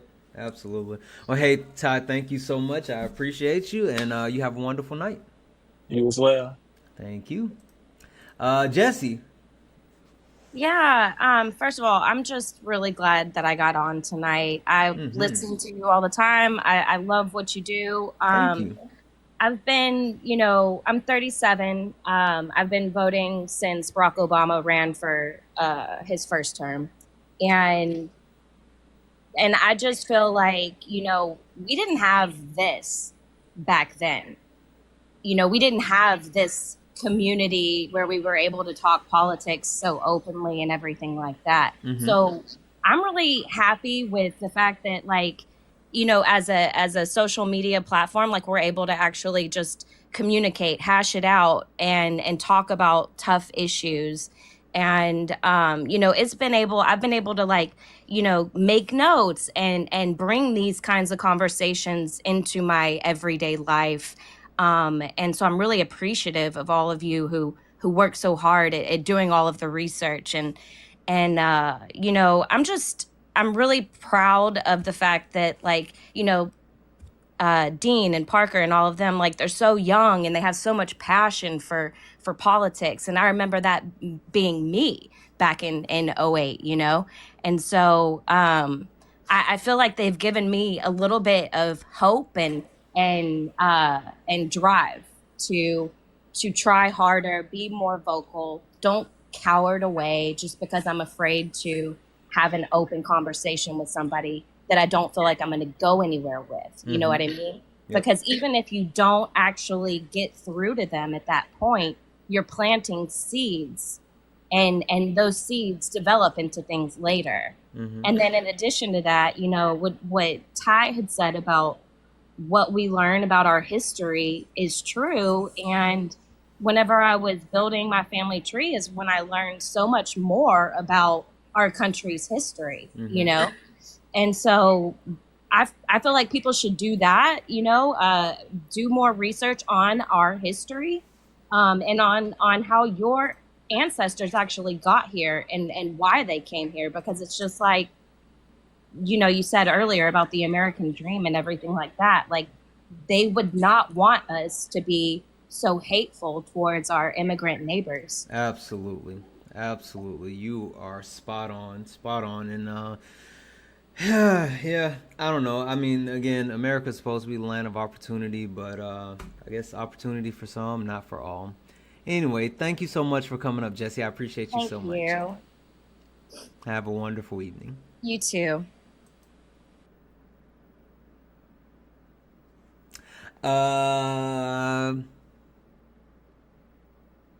Danny. Hi. Hello. I want to give all the flowers to you and Southern. You guys killed tonight. Oh no, give them all to Southern. Give them all to She Southern. did. I just She- watch her work. I was trying to egg her on, but she wasn't paying attention to me in the chat. I was in the comments. Southern, you get every single bit of flowers. You are absolutely amazing. Thank you. I appreciate that. Y'all are sweet. Thank you. I definitely do want to say, Santana, I'm going to call you out a little bit. Okay. Just you're in my age range. Mm-hmm. We lived through this Mango Mussolini once before. We know his plan. We know what he did. Listen. These executive orders. He's trying to distract everyone Mm-hmm. for what will be coming to tire everyone out. So let's not get tired. That's what I have to say. Like, listen, I'm gonna date myself, right? I've lived through I've lived through Columbine. I lived through 9/11. I've lived through Columbine. I lived through Y2K. I lived through 9/11. I lived through the housing market crash. I lived through Donald Trump Part 1. I lived through a pandemic. I'm a survivor. Like, I am tired of experiencing historical events. Like, God. But yeah, we gonna make it. We gonna make it. but I think, especially I've noticed a lot with the people that I've interacted with. It's a lot, especially here. It's a lot of the younger people, Yeah. and I don't think they're used to that yet. No, not at all. I just want to say, don't get tired. Don't get caught up. Read through some of the BS and read history. Know history and know what we could go through. That's it. Yeah, absolutely. All right. Well, hey, thank you so much for coming up. I appreciate you. Callie. Last but not least, I saved the best for last. What you got? Oh, that's high praise. Thank you, Santana, and happy birthday. I hope you enjoy your travel and all of the things you have planned. Mm-hmm. I am going. I'm gonna have a lot of alcohol. Good. I am. Enjoy that. I hope you do. But I'm just going to say this. I want to encourage people to, unlike what they were advised to do by some people who want to live in their small worlds and not actually consider the reasons why things are happening and look at data and pull up facts. Callie, you got to just look and see what's in front of you. Just in front of you only, right? God forbid you look up the Citizens United ruling and understand why we're in the situation that we're in, at least in part, because now corporations are people.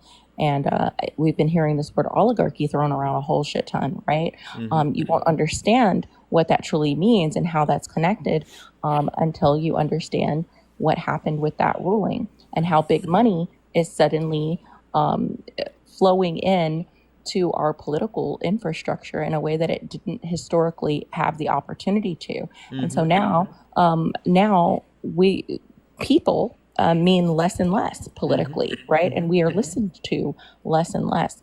And to that, I will also say, I encourage you to think through how your infrastructure is working, like healthcare. People, let's think this through. We are in a situation in which we are paying for our healthcare multiple times over. And I will explain that to you here because we put public dollars into public education, and we give public dollars to private institutions as well. And we do that and pay this money into research. And guess who drives the research for your medications? It's those public institutions. Guess what happens once those public institutions develop that research? It gets bought out by private companies who then hold that information hostage, information we have already paid for. So the development of these treatments that we already paid for, they are then holding hostage, y'all, okay? And they put patents on them for years and years and years, jack up the prices of them, and then they charge us for them again. So then we pay for them again through our Medicare, through our Medicaid, through our employer insurance and things of that nature, right? And then you pay for your healthcare again through your copays and things of that nature. So I really need y'all to think about how our infrastructure is set up to only benefit capitalism. So each time these people are coming out and telling you this stupid stuff, this ignorant stuff about how much healthcare actually costs and, oh, the doctors have to get paid and this, that, and the third. No, that is not what is driving your healthcare costs. It is capitalism. It is corporate greed. It is the oligarchy that is our existence. Yep, absolutely. And I feel like so many people don't understand, and they always want to say, oh, it's left versus right, and I want to own the libs, and I don't like. It's truly up versus down. It's truly the rich versus everyone else, you know? So, I don't know, Callie. Oh, well. We'll try it again another day. We're going to try it again another day, friend. Thank you for having me up. I appreciate you. Appreciate this platform. Always good to visit with y'all. Absolutely. Thank you for being here. You know you're always welcome. I appreciate that. You have a great night, sir. You as well. Thank you. All right, bye-bye. Guys, W's in the chat for Cali. W's in the chat for Southern Fried Cali. Listen, guys, I hope everyone has had an amazing night. It's been truly an eventful one. I really appreciate each and every one of you for being here tonight. We're going to go ahead and close this out. Just a quick reminder, guys, if you're not following me on all the socials, follow me on all the socials. Follow me on all the socials, Blue Sky, YouTube, Instagram, Twitch. I am on all the socials. We're actually we're live on Twitch and YouTube at the moment, not only just TikTok. So make sure you follow me, interact, all this other stuff. Remember, tomorrow night we will not have an episode of Late Nights. We will be back on Thursday, which, yes, Thursday is my birthday, so I'm going to be amped up, extra jacked up, ready for Thursday night. I will be traveling tomorrow. That's why we won't be live, but I will see everyone on Thursday, and we will have our panel discussions again on next week. With that being said, guys, let's raid Carbon. Let's go raid Carbon. Carbon.gg. Carbon is live. Let's go raid Carbon. Carbon.gg. Carbon.gg. Santana raid. Let's get over there. Thank you guys for all the likes, the shares, the taps, the love, the donations. Thank you for each and everything that you do. I love you all. And as always, peace.